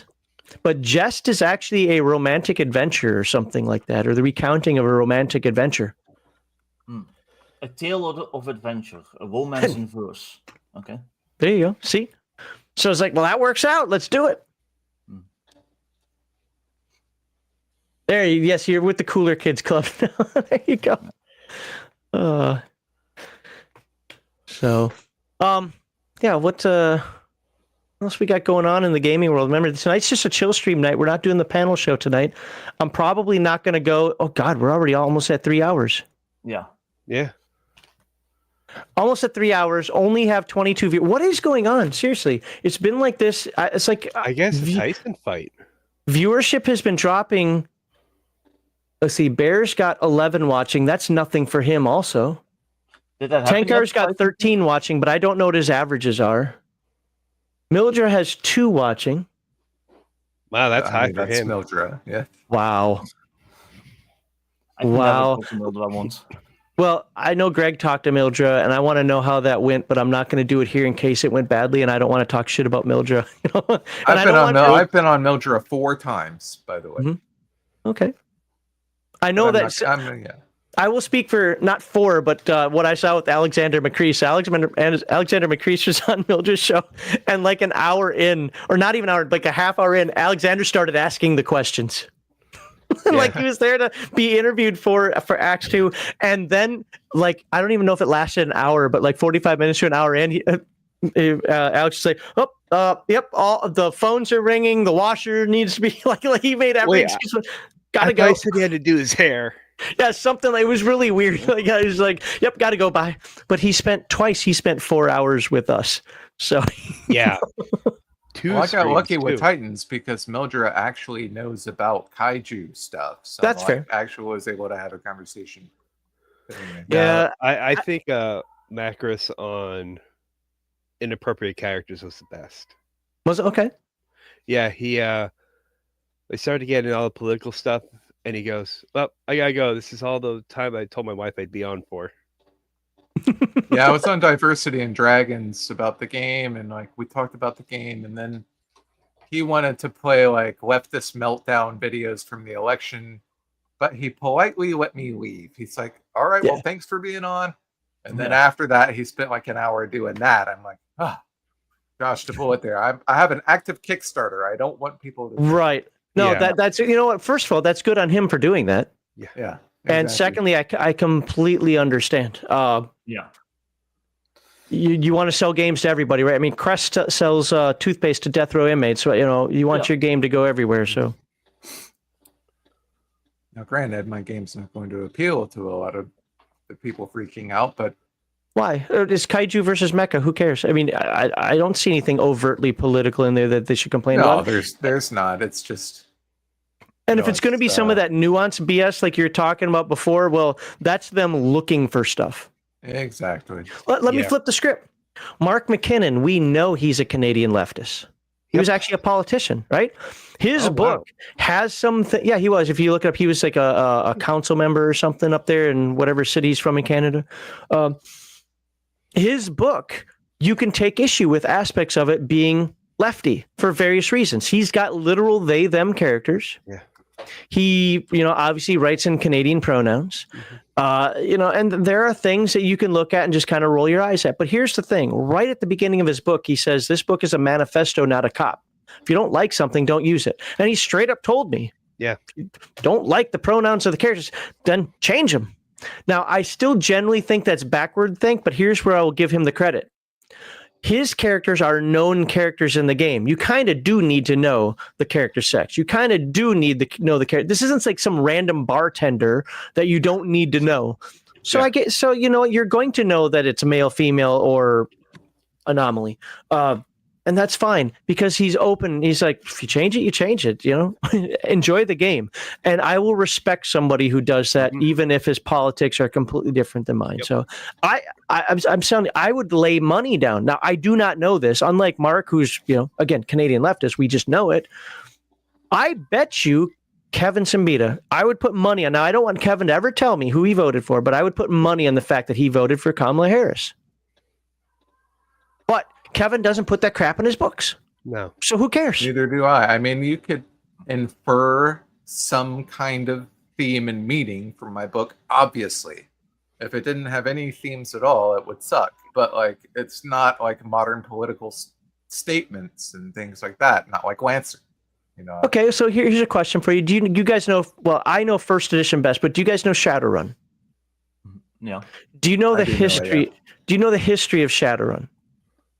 No, in what way? I'm not too familiar with it. Well, okay. I mean, it was all corporatism, and then the Native American nations rose up, and and so forth. If you were to read it with a modern eye, you'd be like, "Oh my God, this game is woke as hell."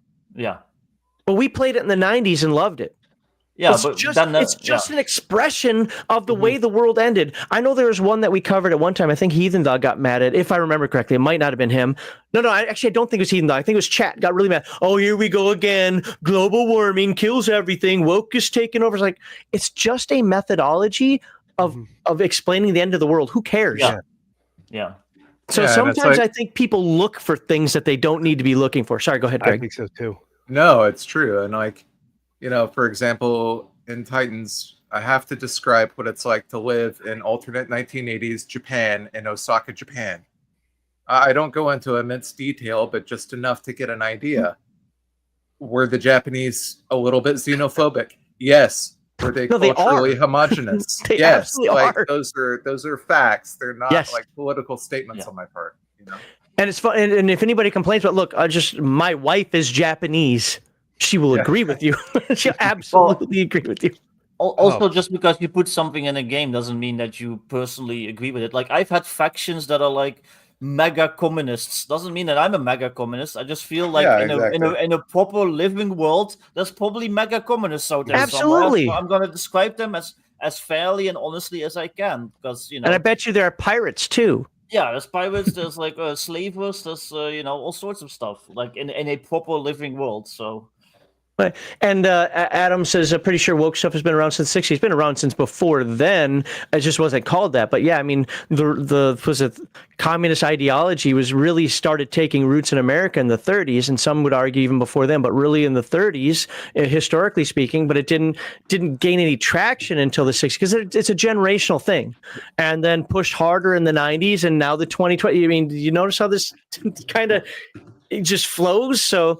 It's a generational thing, so, Legion Myth, but it is kind of funny how woke modern stuff in old games always had led to the end of the world. Yeah, but it depends. Like corporatism in one game, a nuclear war in another game. My point is, who cares? If you need to describe the end of the world, just don't do it like After the Bomb did, because that's just too silly. But it is, if it's a quick way of saying, you know what? Things happen, nuclear war happen, end of the world, post-apocalyptic world, I'm in. Hey, let's do this. We want water levels to rise because we want to change the map a little bit. Global warming destroyed the world. Great. Hey, global cooling destroyed the world. You're living in an ice age now. Whatever. Just have fun with it. Who cares? I don't think it has to be... Yeah, go ahead. You don't think it has to do what?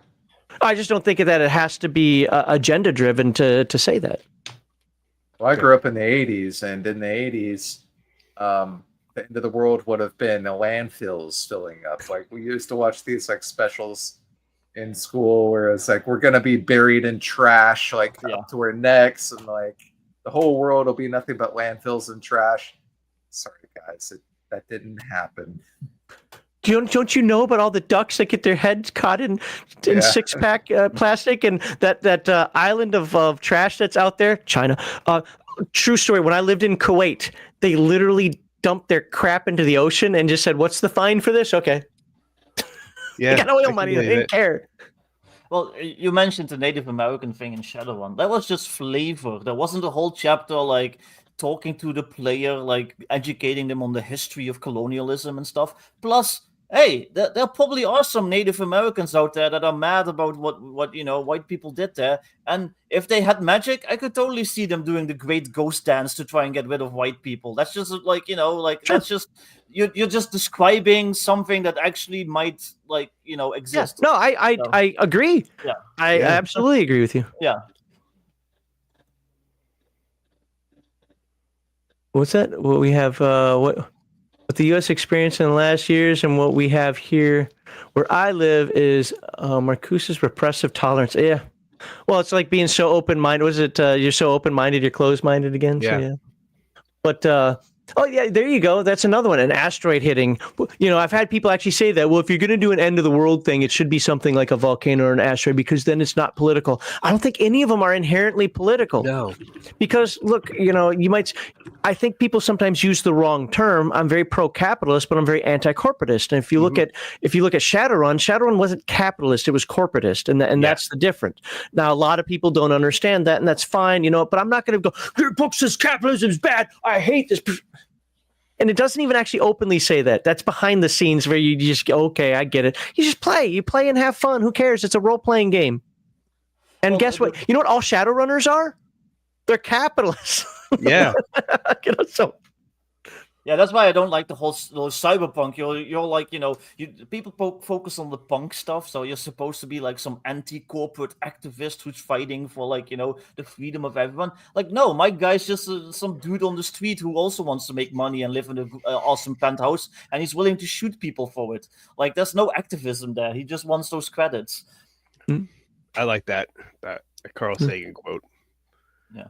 And okay, so nuclear war is like political. Yeah, the Cold War was political, but it was also a reality. And most post nuclear settings, they don't really let you know who started. Right. Or it's always point of view. These people say it started because of this, but these people say it actually started because of this. Right. Yeah. Yeah, you can, if you don't want to get into it, then you can always just do that. Like, nobody remembers who actually threw the first bomb. Okay, there you go. Just problem solved. Comic Con handles it that way. Yeah. Yeah, because I think even in Rifts, that the thing that happened in South America doesn't really say who started it that led to the apocalypse. Yeah, I don't know. Well, after the bomb doesn't too. After the bomb just said people started. People started mutating, and they didn't know how to stop it. And the virus, so they just started launching bombs at each other because humans are that callous. Can't explain it, bomb it. But I don't mind. That meme doesn't bother me. I don't care. Learn from the lesson. All right, fine, whatever. Okay, move on. None of that bothers me. Mutants. Mutant Year Zero. Similar. The Red Death or Red Plague or whatever it was called. And you know what? Everybody's dying anyway. Let's take out the rest of them. Boom. Like, I don't believe that would happen, but it is what it is. It doesn't bother me. If you want to say it happened because of global warming and America, I'll still probably play your game unless literally every aspect of your game is calling me a bad person. I actually like a little bit of mystery of if the world ended, who did it. So in my setting, I give a little line, I don't know, maybe some people used a super weapon during World War III. Maybe some scientists at CERN they flipped the wrong switch. Nobody knows. It's aliens. This shit happened. Yeah, who knows? Could be aliens. I'm very specific about it, but that's because I want you to hate the bad guys if you're playing as the human faction. Yeah. And you also, to be fair, they're aliens. So It's not like you're hating somebody. You're not like an anti-Asian or anti-black or anti-Indian or whatever. So no, aliens came, effed us up. Now we hate the aliens. You know, that makes sense to me. I'm okay with what was that movie with Will Smith in it? ID4. Honestly. Well, yeah, Independence Day. Independence Day, or every good bug is or the only good bug is a dead bug. Starship. I'm all for that. Yeah, Starship Troopers. I'm all for that stuff. You're not human. I don't care. I literally will sleep well tonight knowing that a whole bunch of bugs, splatted on their own world. Or let's do the Futurama thing again. Wait a minute. We're the evil invaders here. Don't care. They're a bunch of balls. We win. Well, the problem is that people, especially these days, they will equate you'll have horrible, monstrous bug aliens, and then people were like, "Well, those are obviously Jewish people. You're a racist." I'm like, no, I just vote for bug people. You're the racist for equating them. Come on. Right. It's all projection, and I'm so glad because we don't really do rants here anymore. I mean, and by the way, I don't mind this topic. I'm not telling anybody to stop talking about this. It's a chill stream tonight. We don't do those kind of streams where we go ranting on stuff because I think that people like Diversity and Dragons do better than we do. But that doesn't mean that we still look at that we look at that nonsense and say, okay. Now, some of that crap you just got to look back at, and you're absolutely right. It's projection. It's trying to change. This is another reason why, when we were talking about the whole dictionary thing, when people change terminology, you're never going to get me to say in a serious context, cisgender. That's called a normal person, Yeah. So. No, I saw it, Mel Winnis. You're good. It's all good. He said it's called inverted totalitarianism. I understand. But because there is common sense, and the thing is those who control the language control the discussion, and so I'm not going to let you control the language. I'm going to use the terms that I use, and that means I'm going to say words like retarded because you're being retarded. And I'm going to say words like Oriental because my wife is Oriental. Because instantly, when I say Oriental, that paints a whole different picture than saying my wife is Asian and then having to tell you, oh, she's from Japan or she's from Kuwait or she's from, So I'm not changing that nonsense. So it's like King of the Hill. So are you Chinese or Japanese? I'm from Laos. Have you seen that episode? I hear they're bringing that show back. Yeah.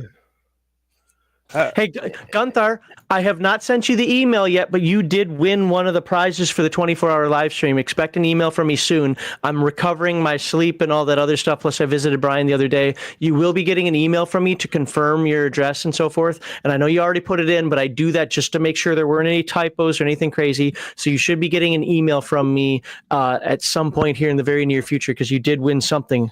I'll tell you what it is as soon as I find the note card. Okay, I can't find the note card right now. I have note cards surrounding this desk. You guys just can't see it. But anywho, yes. So, but you were one of the winners. So congratulations. As soon as I find it. You are a winner. I don't remember which game it was, though. What's that? You are a winner. Ha ha ha. You are a winner. Ha ha ha. You're a winner if I can find it. Was either in nominee or the one that was not Mutants and Masterminds. Oh, you know who won Mutants and Masterminds? Yeah, that was Baron. Okay, so Baron. Oh, here it is. So Law Dog won Star Trek Adventures. Yeah, Gunther the Mad won In Nomine. So he's getting a whole bunch of books. So Law Dog already confirmed his address. Apparently he was watching. So but I'll send you an email just to verify. That way also, if I have your email or if you're on the Discord, I do email, but if you want to send me a message on Discord instead, go ahead. Baron, you won Mutants and Masterminds. I just have to confirm it's you, and I think you're the only one I truly can't do that on Discord, and I don't want somebody else, pretending to be you. So I think email is the best way to go. I also jam other stuff in there. I don't know if I did with the Innomine box because it was already pretty full, but I put other crap in there. Like people got some comic books. I've put a couple of novels in books, whatever. Like I was really giving away my crap. So. I'm starving suddenly. Could have depopulation caused by humans all going to fight in galactic war before you were born. Yeah, absolutely. There's all sorts of stuff you can do with post-apocalypse. Yep. So mine is basically that two realities collided, and so it mixed a fantasy world with ours. So, yeah. Baron, do you want to know what else you won, or no? What else I jammed in here? Or do you want to be surprised? See, I like what they did with 7th edition Gamma World, whereas basically everything was caused by the turn when they turned on the Hadron Collider. Yeah, I do. I use that a lot. It's a good excuse. Well, Gunthar, you're getting Blade Devil, Oh. which hopefully doesn't. I can't remember if it has porn in it or not. Explicit content. There's a risque version and there's one that's less risky, but I got extra copies of it of Blade Devil. So there you go. Look at it, it's still sealed and everything. Nice. Shiny. I kind of want to do like a plot with like an alternate World War II history, where Edward Teller was a scientist who wanted to build the H bomb. He was like the father of the H bomb, but he had a secret project to create a doomsday bomb, and apparently there's prototypes of this thing that they built that once you set it off, it would destroy the world, literally destroy the world. That would be cool if that actually happened. Oh, that'd be interesting. So Baron, real quick, sorry, Baron, you're getting Cyberfrog. What is it? That big Cyberfrog one, warts and all. Cyberfrog warts and all. So it's going to include like some bad images and so forth. It kind of like shows his art. And then I forget what this is called, Starblades, which I thought was just amazingly well done in terms of art. The story is boring as hell, but the art is absolutely fantastic. Nice. So there you go. And I figured, you know what? I remember actually jamming this in here back months ago. As I said, well, whoever gets Mutants and Masterminds is going to want some superhero stuff. So there you go. You're getting comics. So that's the extra stuff I put in there. So, and I don't know if you guys, I'm not going to look right now, but I'll deal with it later. If you guys asked for my artwork in there or not, I hope you didn't. Because everybody who got my art regrets it. I wouldn't have. Did you get me neither? I didn't win anything. Oh, yeah, okay. I only entered one. It was for Adventures Dark and Deep.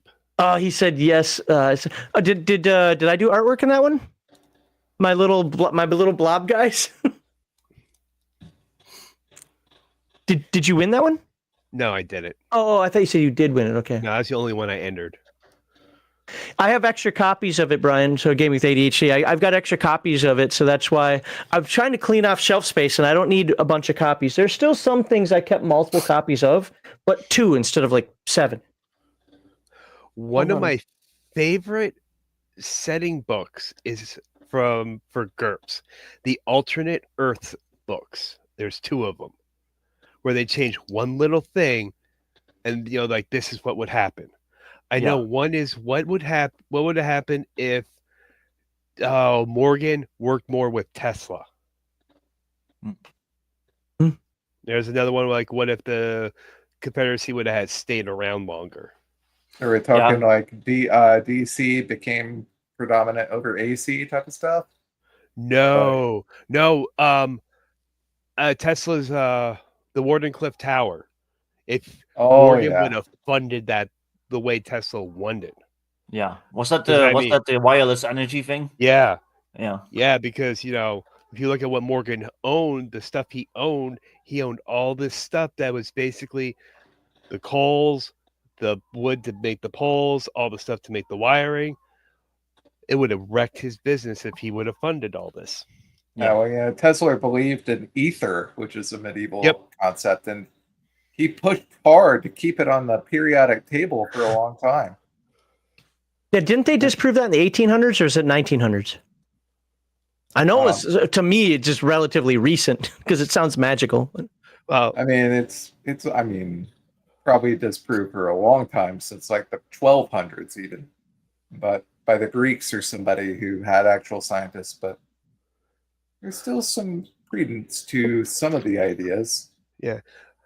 One of the most interesting things I've ever heard was that Tesla was responsible for in Siberia explosion. Yeah, the Tunguska event. Yeah, the Tunguska. Thank you. Yeah, he was using his death ray. Yeah, and it was that's a book series I read where that's like a plot point. But no, I love alternate history, and I have like a ton of those kinds of settings. I always change random shit. I like one where it's like, oh, instead of like the Imperial Japan like winning the Boshin War in like 1862 or whatever, it was the shogunate. So the shogunate is still around, like So my game is like set in the 30s, but so instead of an Imperial Japan, like it's still the shogunate, and they like they're still like all Wawa samurai. Or Meiji period actually stayed, and they started their technological revolution even earlier. Yeah, that I love that kind of stuff. So. Yeah. Oh yeah. Go ahead, Greg. People underestimate the true power of things like asteroids and comets and things like. Because I remember like a few years ago that one that blew up over Russia, right? Yeah. And there was like a bunch of footage of it. That thing was tiny. It was the size of a car, and it blew out windows 50 miles away and like caused people to go deaf. Like, and that thing was tiny. Just imagine. Was this? So if an asteroid like the one that made the dinosaurs go extinct hit Earth, we probably wouldn't go extinct as a species, but us four wouldn't survive. Generally, if you consider the odds and the numbers, it'd be pockets. But I don't want anything like that to happen. And people are like, oh, you know what? Asteroid event, it'll be dark, it'll suck. If the old people will die. No, billions of people will die. It all depends on where it hits. I think our worst case scenario is if it hits water, a deep water. I can't remember shallow or deep water. I've seen a lot. I've ran some like simulations because they have like free simulation stuff on like Math Lab and whatever for like what would happen, and like apparently the tidal wave takes like hours and hours and hours to like get to you, like plenty of time to evacuate. But pretty much a lot of the continent's still going to be underwater. Yeah. And then, just imagine, how Florida gets when the hurricanes come and they're like, hey, get out of the state. I'm like, wait till the last minute. And then all of a sudden they're all stuck in traffic. So, another fun, like, post-apocalyptic event you could do is like the polar shifts. So all of a sudden, like the magnetic poles like shift around. Yeah, but my understanding that isn't going to be such a big deal other than the satellites in orbit. You exaggerated for the. Oh yeah, no. Okay, yes, and Victor, you made a great point that I think that more games should take it doesn't have to be fully scientifically accurate. So somebody made a comment on one of our Mage videos and I don't remember what the exact point of the original video was because it was a long time ago, but said, well, actually, radiation, if it was alpha and beta, would actually be matter. It would only be forces if it's gamma radiation. It's like, dude, nobody cares. Who cares? Yeah. It's like that. It falls under forces because it just makes sense. Can we move on? But it's that kind of pedantry, that Malachi pedantry. It's like that movie, The Core. I actually like that movie. Yeah, it's fun. Where the Earth is being destroyed because the core of the Earth stops rotating. Which is, I remember that. But then I saw a news article from like the U.S. Geological Survey like recently, and it's like, scientists believe that the core of the Earth is about to stop rotating. I'm like, wait, what? Yeah. Is this going to be the core? No, apparently that doesn't actually do anything at all. So it's like, oh well. That's disappointing. I heard of talk of it slowing down. What was a book about the pole shift? It was one of the early theories of it. Oh, Dr. Chauncey Powers, I think, wrote it. I don't know. The Adam and Eve story. I just heard about it in scientific circles and every occasional YouTube video, and I don't stress over that one, over the pole shifting, other than my GPS not working anymore. Yeah, and here's the thing: I bet you modern satellites have calculations put in there where they can adjust for the pole shifting. And if they don't, Elon Musk will fix it. There you go. Right? Yeah. Or it'll power him up. Yeah. He'll go out there in his Iron Man suit. Yeah. Yeah. The bigger issue with the pole shifting is that at first it's not gonna be like a flop. It's gonna be like here, and then it flops. That's my understanding of it. So it's like, wait, where's north now? It's this way and that way. Wait, what? Yeah.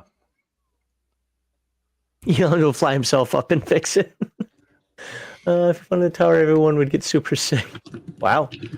Yeah, it's the Adam and Eve story by Chan Thomas. Well, in my Magic, like two realities collided, and one's like a fantasy setting, and one's just normal Earth, so everything got violently meshed. And I wanted like an extra excuse to mess everything up. So I had like the fantasy world's moon appear in the sky, and it like collided with our moon, and then like broke apart, and then like rained debris like all over like the Earth. And now it's like there's a ring of debris like around the Earth. So I just throw in random shit just to make sure that everything's like really nicely messed up. Again, you reminded me of something that's so stupid, but we all loved the show if you watched it. Space 1999. Yeah. The moon just goes flying out into space, apparently at light speed, because they come across planets constantly, what the hell? Like, it makes no sense whatsoever in any sort of physics or any sort of reality, but there you go. But we love it. So it doesn't have to make scientific sense. Just have fun with it. As long as you explain it away. Like the thing I'm doing in my game is I have written in there where it's like all lasers in my game are incandescent light. All lasers in my game either go pew, pew, pew, woo, woo, woo, something. They make noise. Even in outer space, you can have explosions in outer space to deal with it. It's not meant to be real science. It's meant to be a fun game and copy things like Star Wars and Buck Rogers and things like that where ships explode. So. What the hell did I walk into? It's a kind of a chill stream right now. I'm actually about to end it soon, but I'm glad I made it back for the ending. Hi, Victor. Hi. Miss you. Yeah. Miss you, Victor. Ooh, let's see how we're doing. We got to shout out the Kickstarter one more time here. Share screen. Bear, I noticed that you didn't have a lot of people watching. I have nobody watching other than the Tyson-Paul boxing match. Where the hell is everybody today? I think the Tyson-Paul boxing match has everybody's attention tonight because we had 15 viewers at most. Yeah, and now I will say, thank God nerds finally enjoy some sports because, sometimes it gets a little weird out when people are like, you like sports ball, you're stupid, But it is weird, and I'm looking at other streams out there right now because when I have really low numbers, I try to see what's else is going on YouTube. Nobody has numbers at all. So, anywho, one more time, folks. Let's Titans of Fallen Earth, a Kaiju versus Mecha role-playing game. If you didn't see us talk about it for about an hour and a half, go back to the beginning of the live stream. We talked about it there. Boom, look at that. We just got to bump up to 8359. Our goal was to try to shoot for 8,500. Can we do that before we sign off for today? Get him up to 8,500. That is awesome. Thank you. Yeah, lots of good donations. I appreciate it. Only 44 hours to go, and this game sounds absolutely fantastic. So, excellent. Oh, what's this? Screw at the moon and see the world go bad fast. No moon, no tides. That'll be very bad. Closer moon, massive tides, and still very bad. Yeah. Yeah. Also, there is stuff that the moon does with our seasons and stuff, where it keeps everything level on even keel. There's a lot the moon does. You are purring way too loudly right now. Yeah, I did that too. Like, second moon appearing in the sky, like that's gonna mess with the oceans and stuff. Yep. Yeah, I mean, and there's no reason you can't play on that. I'm not saying you shouldn't. At the same time, you don't have to. Or if you do, have them on like opposite sides so the tides are just so intense. Yeah. Nobody uses the ocean travel anymore, and even air travel would be a little weird. Mm-hmm. Titans of the Fallen Earth, folks, come on! It's Mecha versus Kaiju. You want it. It's a D6 dice pool system, and check this out. You can do 100 points of damage and just mash a skyscraper. Why? Because you're freaking Kaiju. You could be rolling 15, 20 dice because you're a big robot. Well, trying to stop the Kaiju, maybe. You can't go wrong. Look at that. You're rolling that. Shouldn't you be doing that kind of damage right there? I think you should. I think, tidal effects every time you take a step forward. That's right. We're talking about the moon. Well, now we're talking about tidal effects every time you take a step forward. Okay, I might be exaggerating a little bit. Just a little. But that's a lot of damage. Very well laid out. It hits the mark when it comes to the theme here. Yeah, the layout looks great, by the way. Yeah, thank you. Nice simple character sheet. Simple but meaningful. And there you go. And what is it there? You get a PDF for $10. Let's go to the details again. You can get a PDF for $10. You can get a hardcover in PDF for $30. And you can get all types of shenanigans for $50. You get hardcover, you get a soundtrack in both digital and CD. So there you go. You get the book in digital and CD. Oh my God, you get the book in digital and physical, and you get the music in digital and CD and supporter credit. So boom, boom, boom. And you can get extra dice because, of course, you're going to need more dice because 25 just isn't going to do it for you. What, you're not doing a separate Kickstarter just for the dice? Come on. There you go. Boom. So check that out. Oh, 40, 84, 35. We're that close. I think 2 more back. We can get 190 back. Well, $10 won't do it, but can we get this to 8,500? Let's do it. Pole shift will mess with migratory animals, birds, big time. Oh, that makes sense. Yeah. Yep. But in theory, is a couple generations, they will get everything figured out. Yeah. That's my guess as well. Whales and sharks too, or is it whales and sharks? Whales and something else. Probably whales, yeah. Dolphins. Maybe dolphins. Dolphins. I mean, for sure, dolphins. Sharks do use magnetic fields to get around. So. Well, maybe it's good then that they Well, get you got lost. my $10, sir. I can't afford no print books, but at least I'll get a PDF. Boom! Look at that. So, thank you, Bear. Appreciate that. Well, you're not welcome. Thank you. Greg's welcome. Yeah, Yeah, it's you're awesome. welcome, Greg. Well, I'm appreciating it for him. That's what the stream's about. What? You're supporting the stream in the right way, sir. What? I Greg already can't gave him appreciate money. things himself now? What's that?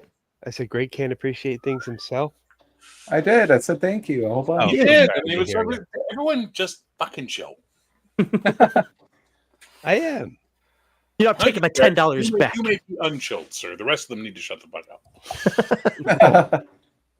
up. Sadly, Greg already got my money. I think I was like the second or third backer. So, Yeah, we all know who was number one.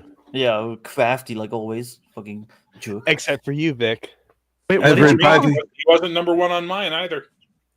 everybody, chill. What killed the dinosaurs? The Ice Age. Everybody be cool.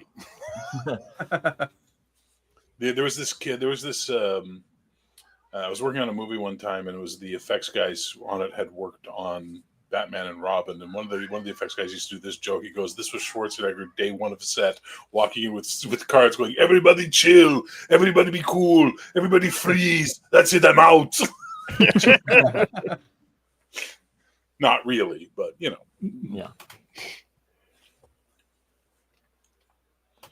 That movie sucks. Casting.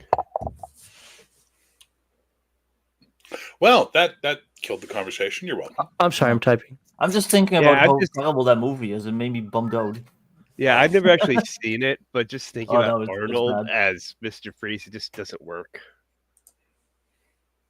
All those rubber nipple Batman movies are just awful. You know what? This is Rubber probably man. going to be a bad take on my part, so I apologize in advance. But Go ahead, I'm Greg. tired of Christopher Nolan Batman movies. The more I watch them, the less I like them. That's just how I am. I Well, I'm want- going to cancel my pledge. That's what you get for that bad take. I want a Batman movie that's like more like the cartoon. Like make it like that weird, like you don't know if it's current day or if it's the 1930s or if it's the 1980s. Like they, You want Burton Batman. yeah. Yeah. I want like cell phones, but then the gangsters also have like fedoras and Tommy guns for some reason, Yeah, and like yeah, the I hear cars you. are all like So I like that kind of like weird, timeless vibe. But And, see, like, that's the just topic. personal preference because Yeah. Christopher Nolan is a vocal storyteller, meaning that everything is explained through dialogue, even the characters' emotions and internal monologues. Whereas Tim Burton is a visual storyteller, and I prefer the visual storytelling. There's long sequences where Michael Keaton, where you just focus on his face and his expressions, and you know what he's thinking. He doesn't have to have this long expository dialogue about it. I'm going to disagree. I want David Lynch's Batman, but I want it to be done like David Lynch's Dune. So it's all like inner monologues being projected at us. Oh, that would be I crazy. mean, I like that in the Dune movie though. That's I am No. the night. Yes. What I want, Perhaps he is. I want more Yeah. 60s Batman. Oh, get out. Let's see if you combine that inner monologues, like but with the 1930s like vibe, you get like some nice noir stuff. Because that they used to do that in noir, like and then she came in with her stems and so yeah, do it like that. That'd be cool. I agree with Bear. 60s Batman is just as cheesy and lame as Giant Robo. But we got Hey. Shatner voicing Two-Face. I don't know what you're talking about. I'll flip the coin and see what happens. I actually like Oh my God, I actually like the last Batman movie with the guy from the vampire Pattinson. movie. Yeah, Patterson. And the Penguin, the show was also pretty awesome. So Yeah, my That FLGS owner was telling me tonight, you have to watch that. It is yeah, it's pretty awesome. Where is that? Is that Penguins on Max. oh. Well, See, now I want a Batman where Jesse the Body is the Riddler. Riddle me this, Batman. Where do I live? I was a Navy SEAL. I was a I was a warrior. Navy SEAL. Riddle me this. Started a taco stand in the Baja. There's a The taco hot stand weather in the machine. Baja. What we do is we put bat sauce on everything. I don't know if you know, Yeah. but I invented bats. That's exactly him. He was my governor. He wasn't the Maltz. he wasn't the No, I know you governor. were there for that. What You was got his lucky. name? No, the governor was Schwarzenegger, but we had shirts that said "My governor can beat up your governor." Yeah. Nice. Oh, Well, I think we've received $2 in super chats tonight, so we're nowhere close to the giveaway. So, I mean, we can continue this conversation to some degree in the after show, but we're at this point, we're just kind of sitting and hanging out. And while that's fun for us, I don't know what it's like for the other folks out there. So I think we're going to get close to Yeah, wrapping and this you up. I'm delaying just a little bit to see if we can hit that 8,500 mark. We're so close on there for the Kickstarter. Again, the link is in the description. I've spammed chat enough for that, but the link is in the description of the video as well. Thank you. Yeah, if this is a normal stream with a big viewer count, probably hit there. But I'm more than happy with what we've got so far. That's very generous, and I appreciate all of your pledges. Yeah, these folks out here are awesome. That's why I'm glad. Yeah. It's interesting, man. But so we were talking that it could be the Tyson Paul fight that's doing this, but I've been noticing my stream numbers be low for about a month, and it's like every week it's just a little bit lower than the one before, a little bit lower than the one before, a little bit lower than the one before. So I've heard grumblings from other folks out there saying the same thing, basically like, and they're doing the same thing I do. They're looking at some really big channels also. They used to get like 1,000 people watching, and those folks are only getting 500 people watching now. So apparently there's something going on in terms of watching. It could be holiday season. It could be the holiday season. Could be people are many just going things. out. Could be the TTRPGs. One of the things I'm hearing is that people are just kind of bored of TTRPGs. The whole WotC thing isn't as exciting anymore. And I've definitely noticed a little bit of a drop off in interest as far as that goes.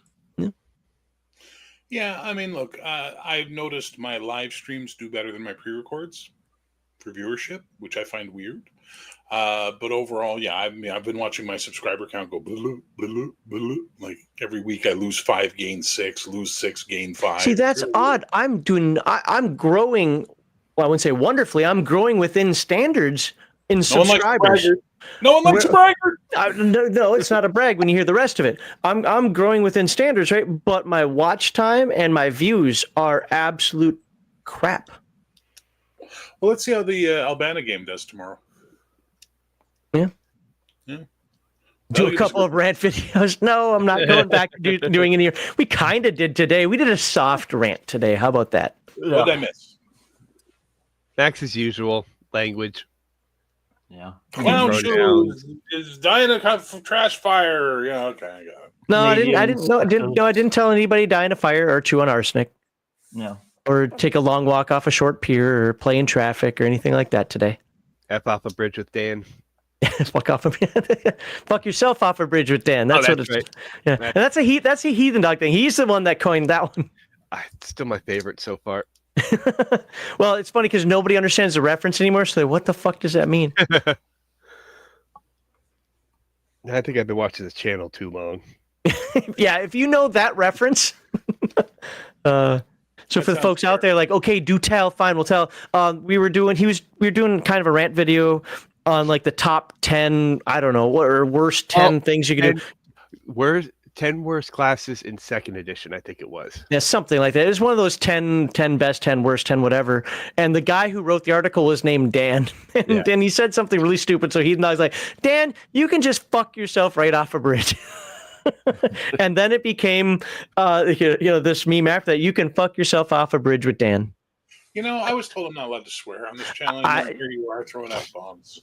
Yeah. Well, so for the record, fuck you. I was just going to say, and that's the most cussing I've done on the show in a long time. And if anybody is angry at the cussing, sorry, but that's the point of that. No, we are doing well. If people are watching his kaiju stuff, they're not going to get all the cussing. Well, on the 24-hour stream, I accidentally let slip, the F slur. And then I felt kind of bad. And then like an hour or two later, like Max did the same thing. So I'm like, oh, okay, I'm fine then. Oh, no. So here's the rule about swearing now. Yeah. Try not to. I'm not going to stop you. And it's because I got a few comments, and one of them was a very lengthy comment saying, hey, man, I love these panel shows you're doing. I think they're really great for the hobby, but I can't watch them with my kid because of all the cussing.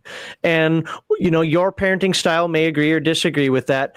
But ultimately, you know what? I was like, that's a valid point. But I'm also a free speech person, so I don't like to tell people you can and can't say stuff. So it's a matter of please try not to cuss.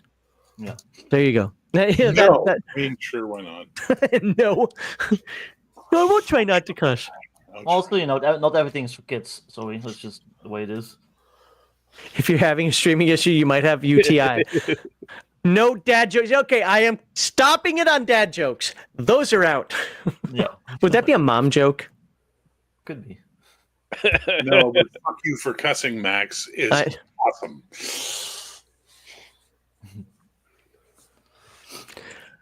We had a really good game tonight, by the way. If anybody wants to go watch the replay, you might actually enjoy it. It was quite engaging. Awesome. That's good to hear. Everybody played their asses off. I was really happy. It was really good. So we'll see how tomorrow goes, Malachi. I've got to write notes for tomorrow. So I think the last thing I'm going to say, and then I think we're going to end this, is I do want to explore. So I've had a really weird week this week for various reasons. One, I did the 24-hour stream. Then I went up to Birmingham to visit with Brian. That was fun. We spent from noon until 9. So we spent 9 hours, and neither of us tried to kill each other. So that was good. So me and my wife hung out with him and his wife, and it was honestly, it was a great time. Finished the night with at a Brazilian restaurant, Brazilian barbecue. A meat restaurant where they just bring meat to your table. Actually, we were getting kind of mad because the plates were already full, and they're like, "What? Can you?" I flipped the thing over that says "Stop coming by," and there's like, "Want some? Want some? Want some?" No. Okay, now the plate's empty. Come on. But it was but it was absolutely freaking tastic. Expensive as hell. Oh, when I saw that bill, I said, I have to pay half of this. But no, it was well worth it. It was actually some really, really good stuff. So had a great time with Brian. So it was fun hanging out with him on that. And we have our transgender lesbian love picture. That was awesome. And it's funny because I saw the sign. I was like, is that? It's like, oh, Brian, we got to do this. We got to get a picture. I know we're getting our picture now. And is he that tall or are you that short? Because you look kind of short in that picture. I'm 5'9", so yeah, that's you're manlet. That's fine. Yeah, a couple of little average size, average height, little baby hands holding up a little baby heart. Yeah. I'm like, who's that Oompa Loompa standing next to that bearded giant? I think he's 6'1" or something like that. But actually, I should show I don't mind showing it here. But the reason why I'm saying all that is because I completely realized today as I was setting up so usually I set up for the streams on Monday. I'm sorry, on Wednesday. Well, I was out Wednesday, so I couldn't. I didn't set up for the stream on... And my wife... By the way, Brian's a maniac when he drives, dude. just decides a U-turn in the middle of the road. But because of that, my wife got to go to Sipa Oriental Maka. Nice. And she was all happy. She got to buy a bunch of Japanese food there. Did people But think no, she worked there? I completely forgot that last week. Or I didn't highlight the live stream for Sunday.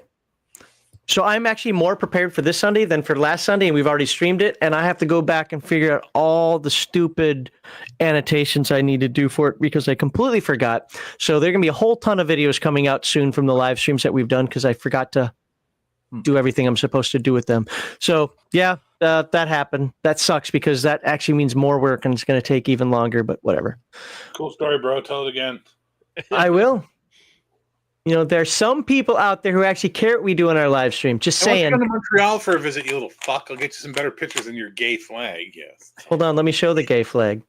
Oh, you know what I forgot to? And we didn't think about it until afterward, is kick the leg back up like, eh. It's like, No, damn it. take pictures with an even gayer flag, the Canadian one. Wow. Here we go. Here's the picture for folks. Share it on screen.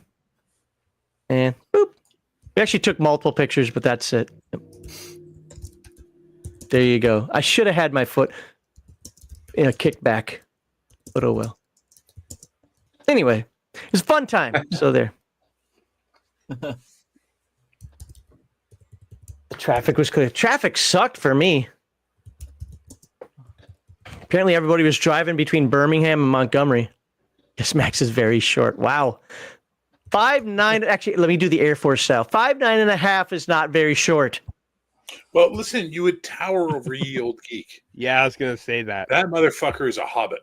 Yeah. Yeah. Apparently so is Bruce. How tall is your geek? Maybe 5'4", 5'5". I think 5'4". Yeah, he's a fucking hobbit. Like there's a picture of him and me and I think Sean together from Claricon. Sean and I are both like 6'2", 6'3", and he's like here. You know what I mean? It's just like, what a cute little British guy. Yeah. At that point, he just looks like a child with an old man face. It's creepy. Yeah, so I'm taller than Bruce. You wouldn't know it by the way he does his camera, so good on him for camera tricks. But apparently I'm taller than Bruce, but yeah. Oh well. How tall are you, Greg? I am 6'0". All right, Malachi? 6'2". Victor's Victor? like 7'0". 6'3". There we go. So you got some real men here on your channel there, Yeah. Max. Well, Don't Not feel way better. height matters. you know, a bunch of heightists. Yeah. That's okay. When I found out the metric measure of it, I'm 192 cm. I'm like, oh shit, that sounds real cool. Yeah, I think I'm like 185 or something like that. They did that in Germany all the time. I forget. Okay. My wife would know. I don't remember. So, anywho, so all that I wanted to say that yeah, some things I'm going to be busy for the next week or two trying to. I was hoping to get a bunch of shorts done while I was on this little vacation, but it doesn't look like it's going to happen. But whatever. Things to spur on the YouTube channel, and nope, no more backers for the Kaiju game. That's sad. Okay. But no, hey, we got to 8445. We almost got to 8,500. We didn't actually have that goal. We made up that goal in the middle of the stream. So I still think that's a $500 boost. And you know what? That's pretty darn good. And that's thanks to you guys. I'm taking all the thank credit you. for this as far as the viewership goes. That's all you. Nobody else from the outside did this. It was all you. People in chat, we got to thank them. Violence Solves Everything is 6'3". Did you know that, Victor? Yeah. He has to put his heels on first, but Wow. Why are you guys being mean to violence? I'm not. That was bad. What did he do? All right. Well, all right, folks. I'm going to end the stream now. Thanks, everybody, for watching. Arnold's 2'4". Jesus. What's that? Got that there. He's an angry little leprechaun. They're stealing me pot of gold. Connell's 6'3", but it's in width. Oh, Jesus. Well, and then my wife chimes in, who Hi, Brian now Merle. knows is a real person. Wow, I would tower over her. Yeah, that's why Max feels tall. And then, Well, you know, it's funny, he goes when I- outside and he's like, shit. When I went to Japan, I was like, holy crap, I'm a monster here. When I went to Germany, I was like, holy crap, I'm a midget here. But, all right, guys. Yeah. I hope everybody has a great week. I look forward to seeing you on Sunday when we talk about Absolute Power and the Rifter number 11. And he didn't thought pick some interesting segments to do for the Rifter number one. I was totally not expecting, and I don't know why he did it, but we're going to find out. So that'll be on Sunday, and I hope to see you guys then. Have a great night. Thanks for having me on and all Bye, the everyone. donations. Codex Albana tomorrow. For the people that are on the panel, Greg, you can stay or go as you choose, obviously. But after the outro plays, you all are going to be kicked out of the stream. No, he just doesn't know. I'm going to play the outro, and then you all will get automatically kicked out, but I'll bring you back in. So, all right. Bye-bye.